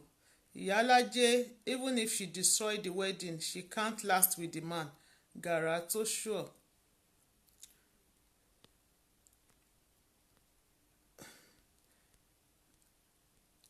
ẹ bá wa kọ nọ́mbà yẹn pé wọlé kẹ́ bá dá ṣètò 074-175-91830.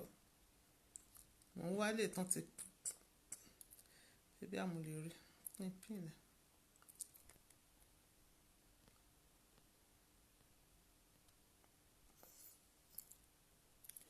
They should go ahead and take the baby out. It's wrong, no more baby. It's a shame to live with the pregnancy. It's a shame really. Ẹ ṣe wà ń dúró àǹtí wà lórí ètò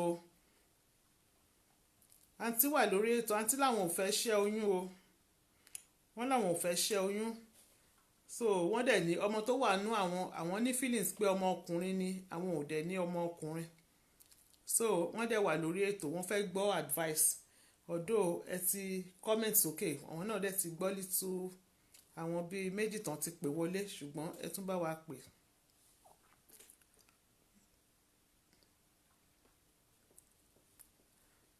Thank you Fọláṣadé Akínyọ̀ọ́yè èèyàn mi ẹ káàbọ̀ sórí ètò ẹ ṣeun gan ni.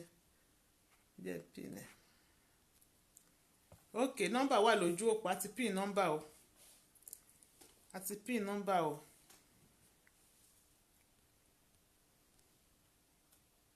how are you going to explain. ló mà o. Hello, ẹ kálẹ́ mà o. Ṣé wà ókè o, ẹ kú ètò. Ẹ ṣeun gan ni o, thank you very much ma. Yes ma, ẹ ra ma. Bó tẹ̀ jẹ́ pé ó pẹ́ wá díẹ̀, àbáyín bẹ̀rẹ̀ gbọ̀ngàn báyìí tá a gbọ́ yẹn tí mo fi gbọ́ yẹn. Ṣe rí àǹtí yẹn táwọn náà bá ń gbọ́ kan tó bá ń wo ètò ìtọ́kọ́ máa gbọ́ wa. Ṣe rí nǹkan tí wọ́n ṣe lóòótọ́ ó kù díẹ̀ káàtó kò wá òkè. Tí ọkùnrin yẹn ti lè sọ fún wọn yí pé àwọn ti mú ọjọ́ ìyàwó sójú ọ̀nà kò yẹ kí irú nǹkan bẹ́ẹ̀ yẹn kó wáyé bìkọ́ tó bá jẹ́ àwọn náà ni wọn ò jẹ́ gbarú ẹ̀ bìkọ́ tọ́mọbìnrin yẹn bá mọ̀ last in fact ní ìmọ̀kan tó lè ṣẹlẹ̀ ọmọbìnrin tó fẹ́ ṣe ìyàwó yẹn gan ó lè pa wọ́n ìgbà tí wọ́n ti ní wọn ò lè ṣe oyún yẹn tí ó dẹ̀sẹ̀ tó máa sọ fún wọn pé nǹkan ṣẹ́ oyún àwọn ní kán ra dá ọmọ wọn kán ra dá tọ́ torí kán má da ilé ọkùnrin yẹn kí wọ́n má dàrú ìkọ́ torí pé wọ́n ti mú ọjọ́ ìyá wọn ti mú sọ́nà ó dẹ̀ ti wáyé nìyẹn dìkan kò sẹ́ni tó lè gbàrú ẹ̀ dìkan obìnrin ni gbogbo wa tó tọ́tù ti rí báyìí nìyẹn tọ́tù bá rán aṣọ wedding tó máa lò lọ́jọ́ yẹn kí wọ́n wá pe ẹni yẹn kán wá sọ pé nǹkan tó ṣẹlẹ̀ ní pé àwọn lóyún fọ́kọ yín o so kò ta ló bá yàn gbọ́rú ẹ̀ ibùdó káwọn ọmọ ìyá yẹn gan tó jẹ́ 18 and 20 yẹn gan àwọn gan ò ní láìkẹ́ pé why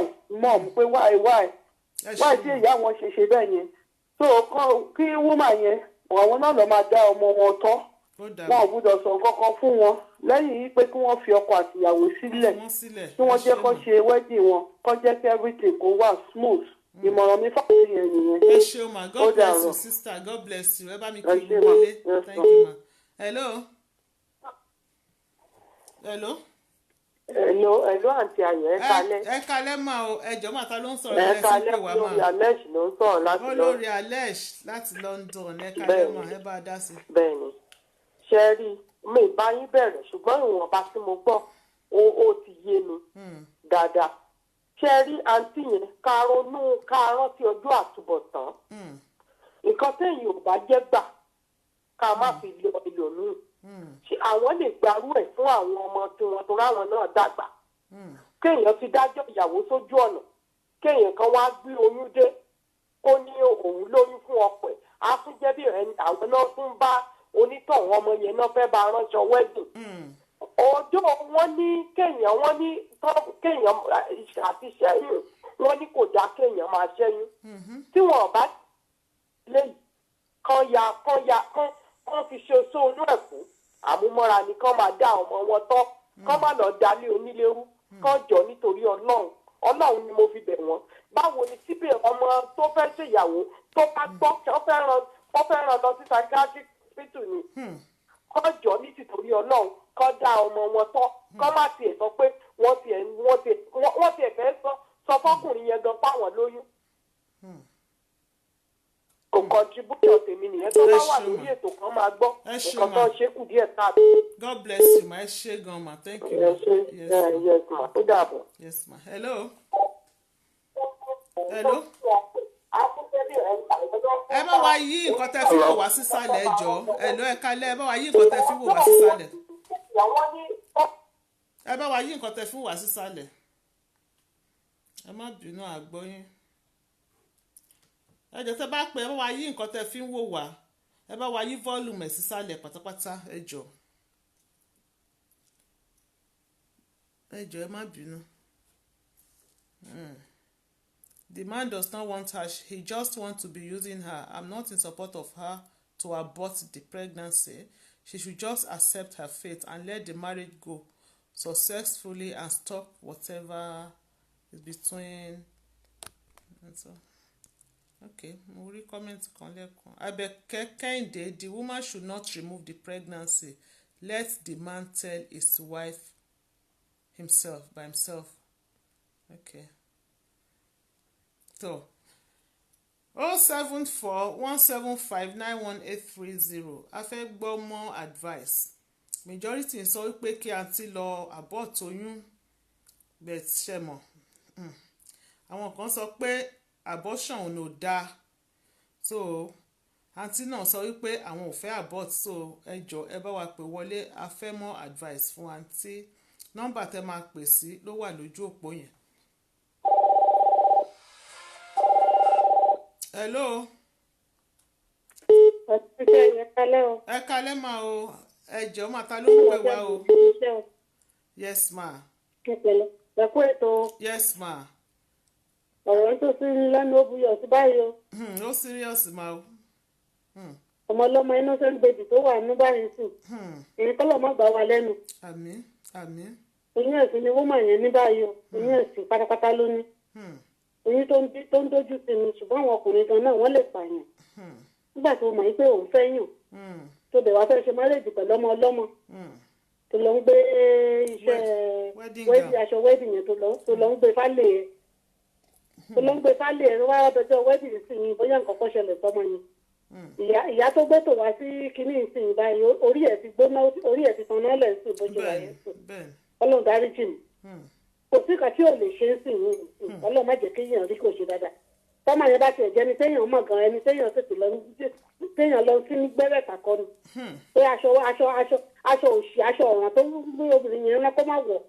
Ọlọ́run má jẹ́ ká rí kò ṣe dáadáa. Ọmọ adélé ọkọ sì wàhálà bẹ̀rẹ̀ sí ṣẹlẹ̀ lóríṣiríṣi. Ọkùnrin yẹn gan ìkà èèyàn burúkú ni. Ìkà ni tó bá máa pé òun fẹ́ wúmà yìí kó tó lọ gbáṣọ ọmọ yẹn fún sí. Kọ́lọ́n bá wa dá sí wa àmọ́ tó kọ́lọ́n bá wa tó. Ọdún òtí ẹ̀ máa kan tí mo ti ẹ̀ lè sọ inú tẹ̀ ń bí mi. Ó ga o. Ẹ ṣeun ma. Dàgbà àti ayọ̀ ó dà ẹ lọ. It is well. Yes ma. Thank you ma. Thank you ma. A ní how many minutes? Like 7 minutes láti sọ̀kalẹ̀ kúrò lórí ètò.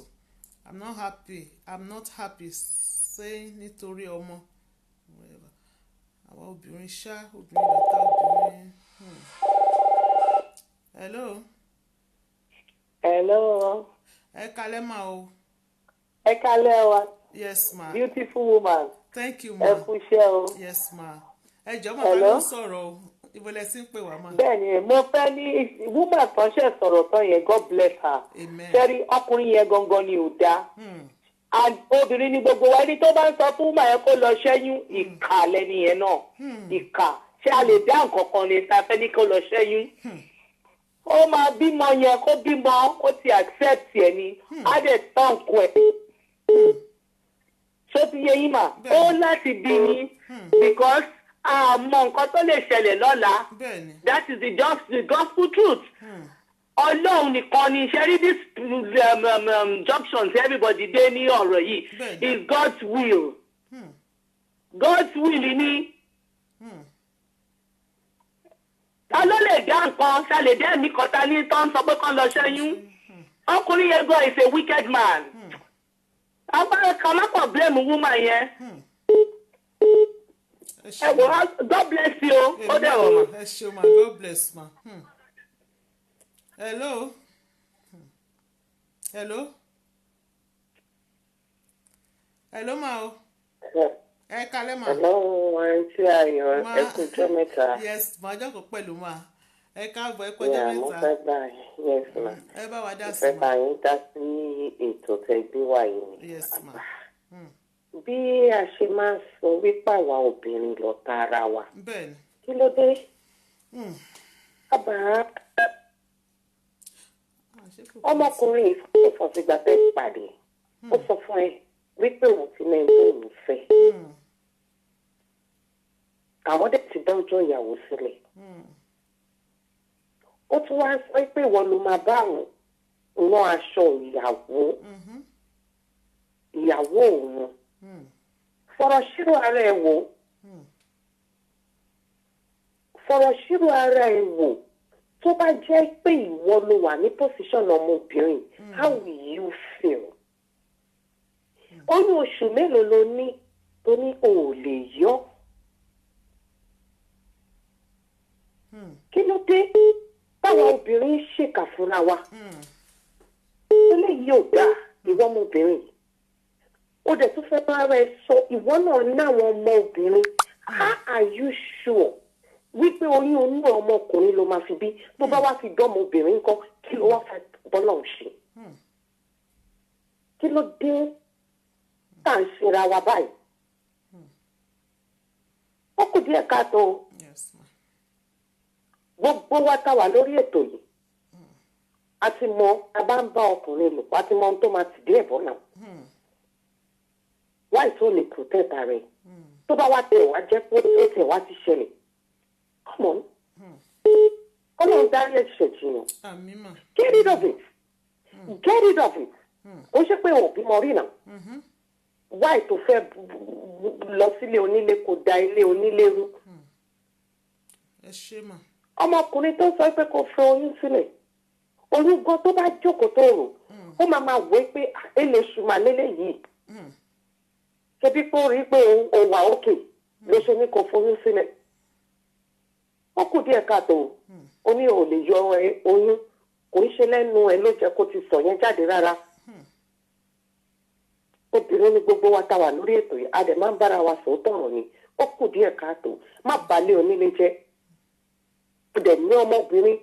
Tó bá jẹ́ ọmọbìnrin yẹn ló dá ọjọ́ sí ọ̀nà fún ìyàwó.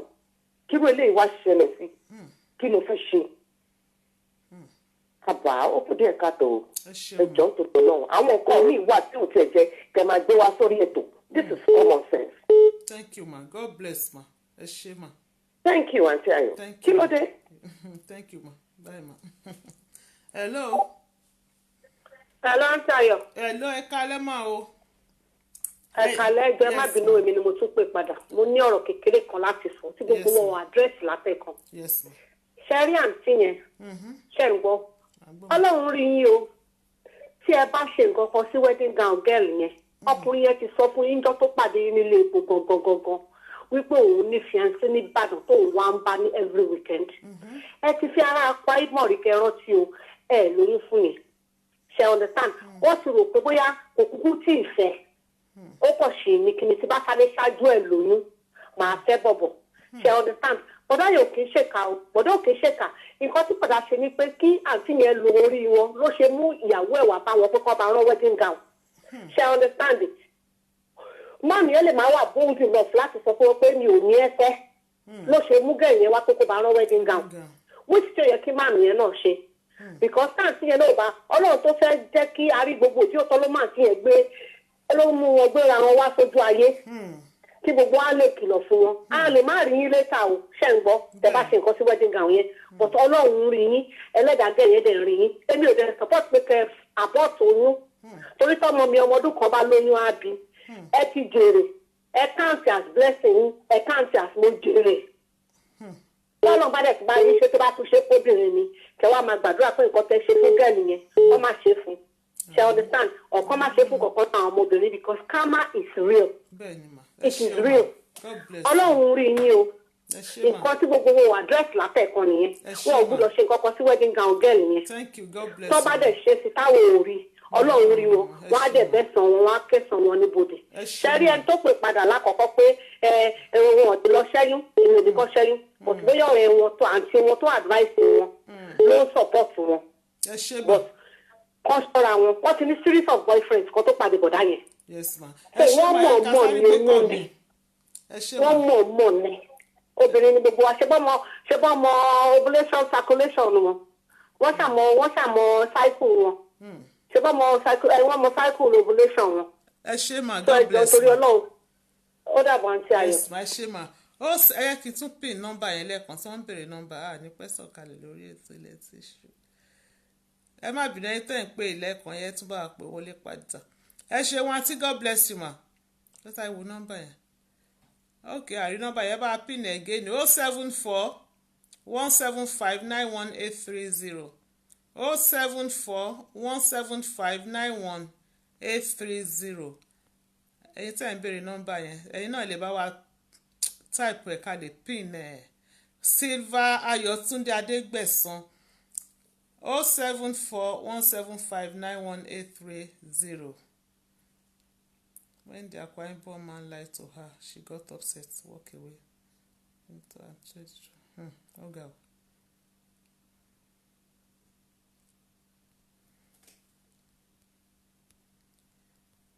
Morayo Jesu, Funke Peters, the wife mother will come after you. Okay, code. Ó depend ibi tẹ́ wà. +44 ní code. +44 ní code. 074. Hello.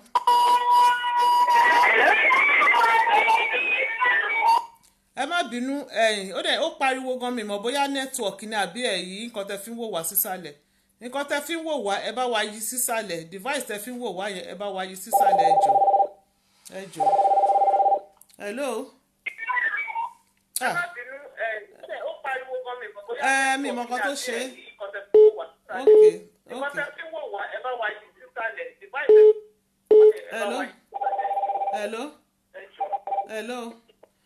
Hello.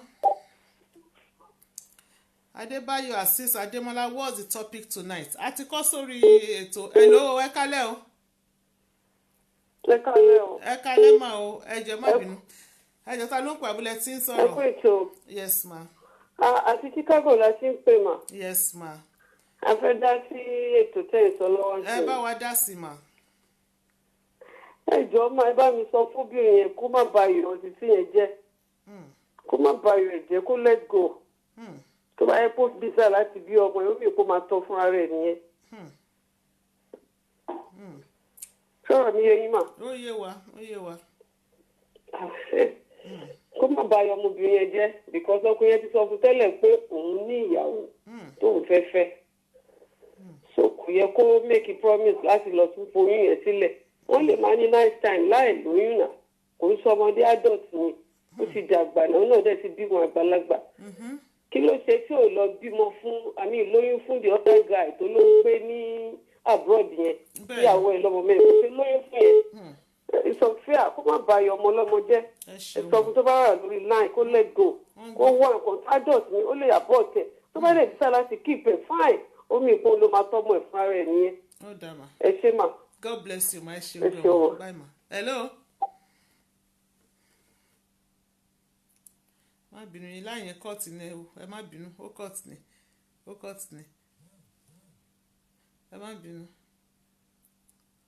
Tọ́ a máa palẹ̀ ètò kásẹ̀ tó ń lẹ̀ díẹ̀díẹ̀. Hello. Hello àǹtí Ayọ̀. Ẹ kalẹ́ mà ẹ bá wa dá sí mà. Hello. Wàá gbọ́ yín mà. Yes sir.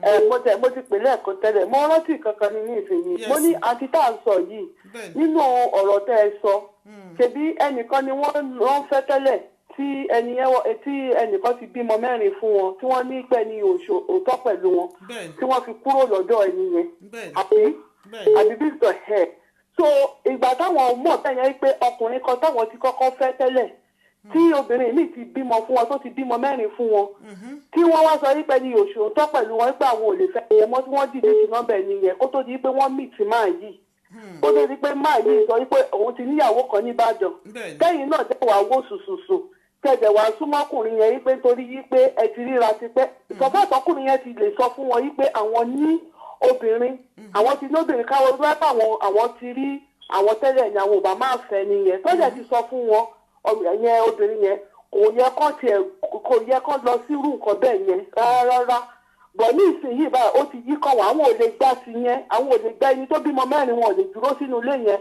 so definitely àwọn wá sọ ní ìsinyìí wípé ṣé káwọn sọ fún ọmọbìnrin yẹn or not nínú kó yára mọ́ wọn nínú kó jẹ̀ra tọ́ ọmọ wọn kó ra dàtọ́ jẹ́jẹ́ tí wọ́n fi ọmọbìnrin yẹn sílẹ̀ fún ẹni tó dé àwọn tó sọ̀rọ̀ yìí pé nǹkan kò gbúdọ̀ ṣaṣọ wẹ́ẹ̀kì ẹ̀ tàbí kán ṣẹ́ ní tìǹsì bìkan tó bá ṣe kọ́kọ́ sí àwọn ọmọ wọn náà jẹ nínú ẹ̀. ẹ ṣé mà so òótọ́rọ̀ la máa ń sọ fún wa òótọ́rọ̀ la máa ń bára wa sọ lórí ètò tàbí ẹ̀ náà káwọn náà máa gbọ́ kán já ọmọ wọn kán já tọ́. ẹ ṣé ó dàárọ̀. God bless you ma thank you ma.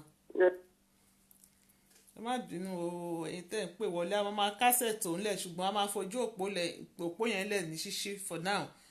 ẹ ṣeun gan ni o pè mí sí ríire Fọlábora Sọlé Dayọ̀ Fúnkẹ́ Peters ẹjọ́ àǹtí not easy to be single parent o. hello ẹ kalẹ́ mà o ẹ kalẹ́ mà ẹ kalẹ́ àgbọ̀ yín yes ma ẹ kalẹ́ mà. ẹ káalẹ́ mà. yes ma. ẹ jọ mà. ẹ jẹ́ tó wà lórí program. a wà lórí program o. wọ́n ń gbọ́ yín. ẹ jọ ọ̀rọ̀ tí mi fẹ́ sọ ó máa yàtọ̀ díẹ̀ sí gbogbo nǹkan tí everybody fẹ́. ó dà mà ń gbọ́ yín. ṣe rí àwọn méjèèjì ni máa dá lẹ́bi.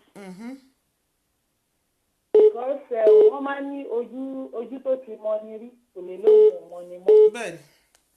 naturally nítorí pé wọ́n ti fẹ́ra wọn wọ́n lè wà attracted to each other. ṣé ẹ̀ ń gbọ́ mi mà? mo ń gbọ́ mà. à ń gbọ́ yín à ń gbọ́ yín. ìyẹn lè establish first òkè tọ́jọ́ ògùn ẹ ṣe sọ. so but after that tí wọ́n ti àlàyé fún àǹtí yẹn pé àwọn ní ẹni tí àwọn fẹ́ o máa yẹn gan tí òun náà bá ń ṣe alágbèrè tí tó dẹ̀ fẹ́ protect ìyàwó tó fẹ́ fẹ́ tí ò fẹ́ kẹ́lòmíì lóyún ó yẹ kóun náà protect ààrẹ nígbà tó mọ̀ pé òun ní wedding ní ọ̀nà àti yẹn náà jẹ̀bi o wọ́n jẹ̀bi títí wọn nípa pé ọ̀ ní right láti lọ sọ fún ìyàwó tó fẹ́ fẹ́ pé àwọn lóyún fún ọkọ ẹ̀. ṣé ń gbọ́ mi mà? à ń gbọ́ yín o àgbọ́yé mà. wọn ní right àti pé ẹkọ respect lady yẹn kò mọ̀ pé ní kì í ṣẹlẹ̀ láàrin àǹtí àti ọkọ òun. ó yẹ kí ìdídà tí àǹtí àgbà sókè àwọn ọmọkùnrin táwọn ń wá táwọn dẹ̀ ti ń rò pé bí ọmọkùnrin yẹn làwọn ti lóyún ẹ̀ yìí wọ́n gbà pé àwọn fẹ́ da tọ́ wọn ní láti sọ fún ẹni ẹ̀ bọ́ ọkùnrin yẹn fúnra rẹ̀ òun náà lẹ́bi òun gan-an ló ní ẹ̀bi tó pọ̀ imagine ọkùnrin tó ń fẹ́ yàwó tó wá mú ìyàwó ẹ̀ tó fẹ́ fẹ́ tó gbé lọ sílé àlè kó lọ ránṣọ aṣọ wedding kó lọ rán níbẹ̀ irú ọkùnrin yẹn lè pààyàn. ẹ ṣeun mà. tí àǹtí yẹn kan feel jealous yàtọ̀ tí oyún anything ló lè ṣẹlẹ̀ tẹ̀bí toró lóyún tá a gbọ́ ni tí ó bá feel jealous tí ò tiẹ̀ lóyún rárá ó feel jealous tó dẹ̀ ṣe nǹkan sílé dì yẹn akọ̀dédé gbọ́ pé bóyá nǹkan kan ṣẹlẹ̀ sí kí la fẹ́ sọ sí yẹn. ẹ ṣé mà. God bless you ma. Ọlọ́run á ràn wá lọ́wọ́. Àmín ma. Thank you very much ma. God bless. Yes ma. Àǹtí mi mo ṣáìtì yín o. Mo rí pé ń wò mí, à ń sọ̀rọ̀ létà mà. Àǹtí mi tó jẹ beauty. ọkùnrin náà apani ni wọ́n is a wicked man. Ẹ ṣeun ẹ̀yin èèyàn mi, thank you very much. Gbogbo ẹ̀yin tẹ́ wò mí lálẹ́ yìí ẹ rí pé story yẹn ó lẹ́tìkẹ́. Àǹtí wà lórí ètò wọ́n dẹ̀ ṣì wà ń bẹ̀, mo rí kọ́mẹ̀ntì wọn náà díẹ̀díẹ̀, àwọn náà kọ́mẹ̀ntì sókè, so wọ́n ń gbọ́ yín, àwọn náà fẹ́ ìmọ̀ràn, ẹ má yẹ ká bú wọn púpọ̀, ẹ jọ̀ọ́ ẹ má yẹ ká ṣọ́ ẹnu kù láti bá wọn wí. Àwọn náà fẹ́ ìmọ̀ràn, òun làwọn náà fi pè. Wọ́n ní àṣìṣe òkọ tàgbà báwọn náà ṣe ń pòwe, ẹ má bínú mi ìmọ̀wé pa púpọ̀, so wọ́n fẹ́ ìmọ̀ràn ni wọ́n fi pè. Mo dẹ̀ sure wípé gbogbo advice tí ẹ ti fún wọn àtẹlẹ́ tẹ́ kọ sókè o àtàwọn tó pè wọlé o, mo mọ̀ wípé àǹtí náà máa ti mú eléyìí tí ó wúlò fún wọn tán máa mú lò, wọ́n á ti rí níbẹ̀. Ọlọ́run á bá wa kọ́ wọn mọ̀ ṣe o, kò easy, Ọlọ́run á bá wa kọ́ wọn mọ̀ ṣe. Ṣe mọ̀ Ọlọ́run báyìí kéèyàn ṣìṣe. Hello. Hello. Hello. Ẹ má bínú àgbọ́ yín o. Ẹ má bínú àgbọ́ yín, a máa pa ojú òpó nísìnyí. Mo ń dúró pé àwọn nọ́mbà kan wà tán ti pè tán ráyè pè wọlé. So mo ń dúró bí a lè gba kọ́ọ̀lù wọn. So my advice. Hello. Hello, Tayo. Hello ma. Ẹ kalẹ́ ma. Yà ẹ má bínú, èmi mo kọ́kọ́ pè lẹ́kọ̀ọ́ tí mo sọ pé ọkọ gbàṣọ lọ sílé àlè. Bẹ́ẹ̀ni. Káńtì yẹn jẹ́ ya tètè láàárọ̀ ọ̀la kó tètè pẹ̀lẹ́ lọ́ọ̀sì lọ́kọ́ lọ yọ nǹkan burúkú dànù. Ọlọ́run adáríjì oyún ẹ̀sìn ló ní o àǹtí ó dàárọ̀. Ó dàárọ̀ ma. Níyẹ̀yẹ́. Ẹ jọ̀ọ́ ẹ máa wọ́n ṣì wà lórí ètò. Hello. Ẹ má bínú yẹn náà ti kọ́tò. Ẹ ṣe wẹ̀ yín èèyàn mi. Oorun tá a fẹ́ lọ sùn lálẹ́ yìí oorun ayọ̀ ni.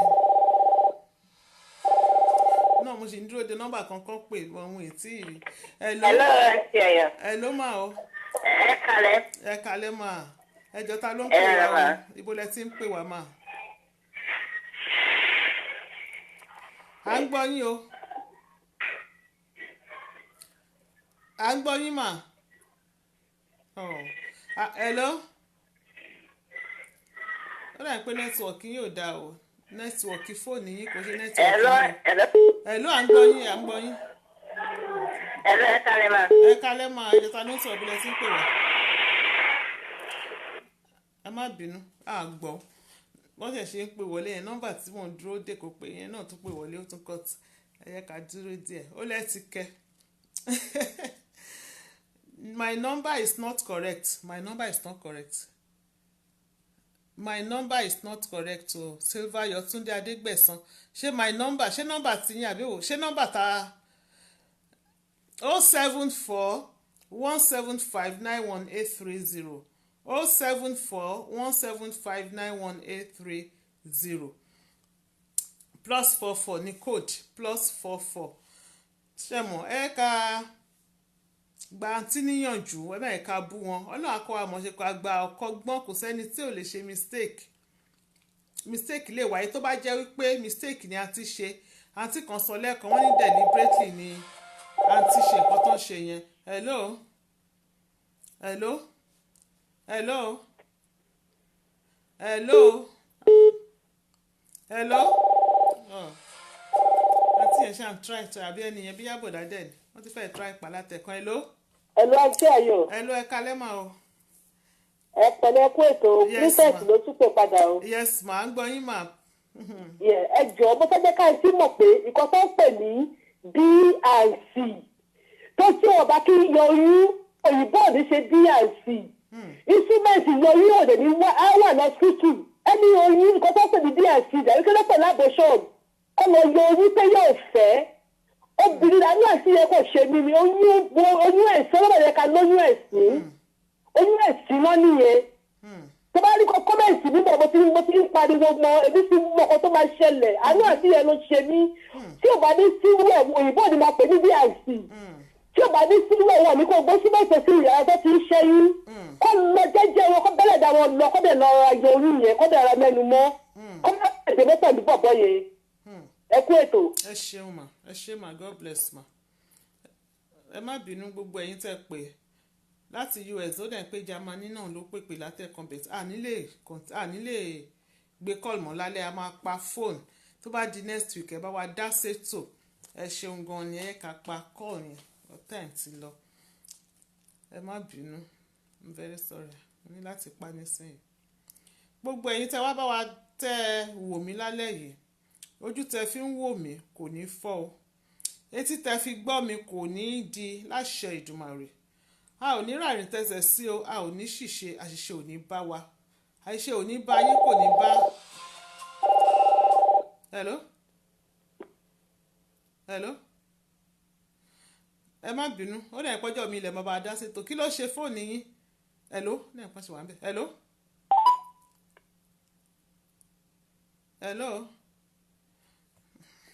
ẹ má bínú ẹ bá a dá sí lọ́jọ́ mi.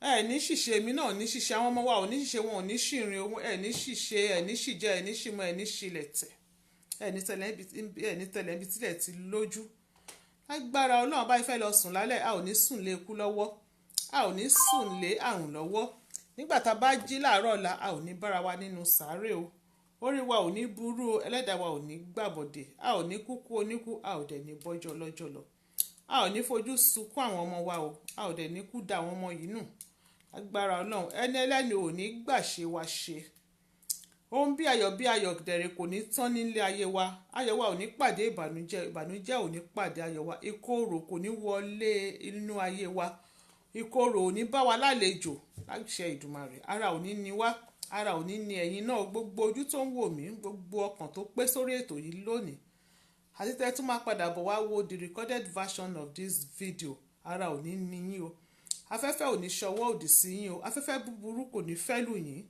a ò ní ṣàìsàn àìsàn ó gbóògùn kò ní kọlu èèyàn kankan nínú wa agbára Ọlọ́run ọmọ ò ní kú mọ́ wa o ayé ò ní ti bí ọmọ mú wa àrídùnnú wa kò ní di ìbànújẹ́ àṣẹ Ìdùmarè àwọn ọmọ wa á dàgbà wọn á dògbò àwa náà á dàgbà á dògbò á fi ọwọ́ péwú á fi èrìgì jobi ire ayọ̀ àwọn ọmọ wa á ṣojú ẹ̀mí wa gbogbo ẹ̀yin mùsùlùmí òdodo pátápátá tẹ́ ẹ̀ ń gbààwẹ̀ lọ́wọ́ gbogbo ohun tí ọkàn yín bá ti béèrè lọ́wọ́ Ọlọ́run nínú àwẹ̀ yìí òun lọ́lọ́run máa ṣe fún yín ẹ̀mí yìí tó ṣe yìí tó ṣe ilé òun ló máa ṣe ọ̀pọ̀ ẹ̀ láyé gbogbo wa pátá ojú wa máa rọ́dún agbára Ọlọ́run ẹ ṣeun mọ́dá Celestia wa ẹ ṣeun gan ni mo rọ́wọ́ yín mo sáìtì yín ẹ ṣeun inú wa dùn o ògo wa búyọ o àwọn abanilógo jẹ́ wọn ò ní bògo wa jẹ́ o àwọn arógo ṣáájú ológo bògo jẹ́ wọn ní bògo àwọn ọmọ wa jẹ́ o orílẹ̀-èdè dorí kọ̀ọ̀kan wà Ọlọ́run á gbà fún wa ní ìní gbogbo ẹni tó fẹ́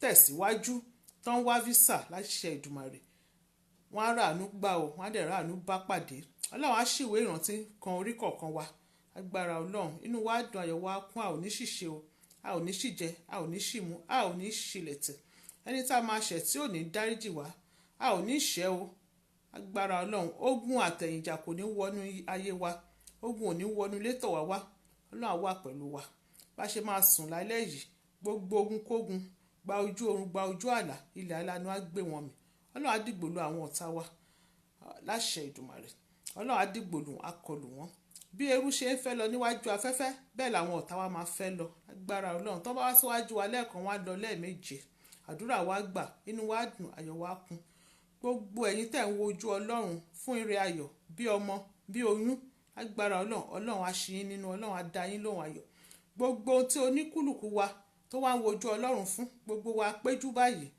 a jọ wà lórí ètò yìí ṣùgbọ́n ohun tó ń doníkálùkù lọ́kàn ó yàtọ̀ ọ̀tọ̀ọ̀tọ̀ ni gbogbo ohun tó wá ń dùn wá lọ́kàn pátá kí ọdún yìí tó dé ìparí Ọlọ́run á ṣíwèé ìrántí kan wá dá wa lóhùn o gbogbo ohun tó rí kọ̀ọ̀kan ń tọrọ lọ́wọ́ Ọlọ́run á ṣíwèé ìrántí kan yẹn á dá yín lóhùn á dèmí náà lóhùn àwa ń lọ báyìí àwa ò nílò àlọ́ àrèmábọ̀ o gbogbo wa bá ṣe wà lórí ètò tá a pàdé lónìí a tún máa pàdé ní next week Thursday a ò ní fẹ́ lè ṣàṣemọ́ lágbára Ọlọ́run a ò ní dìde ìṣẹ́jú kan fẹ́yàn kọ̀ọ̀kan nínú wa ẹ ṣí ẹ̀yin èèyàn mi a máa lọ àtúnpadà bọ̀ next week Thursday lórí ètò ìyàgò 9 bákan náà ní UK time pẹ̀lú story tó dùn tó lárinrin tó ní mentor tó ta yẹ́rìyẹ́rì lẹ́nu bóyá ìyẹn topic la máa treat ni á dùn á lárinrin á ní mentor á ta yẹ́rìyẹ́rì lẹ́nu á tún ní ọmọ orí kó tó wá di ìgbà náà èmi ọ̀rẹ́ yín èmi àbúrò yín èmi ẹ̀gbọ́n yín èmi àǹtí yín èmi sìstá yín èmi ọmọ yín Ayọ̀dèjì Ayọ̀yínká Ayọ̀dèjì àǹtí Ayọ̀ straight to the point fine girl no pimples ọmọ wọn lóńdó ẹ̀gìn ni mò ń fìwòye tí mo fi ń dágbére fún yín wípé ire o love you all bye.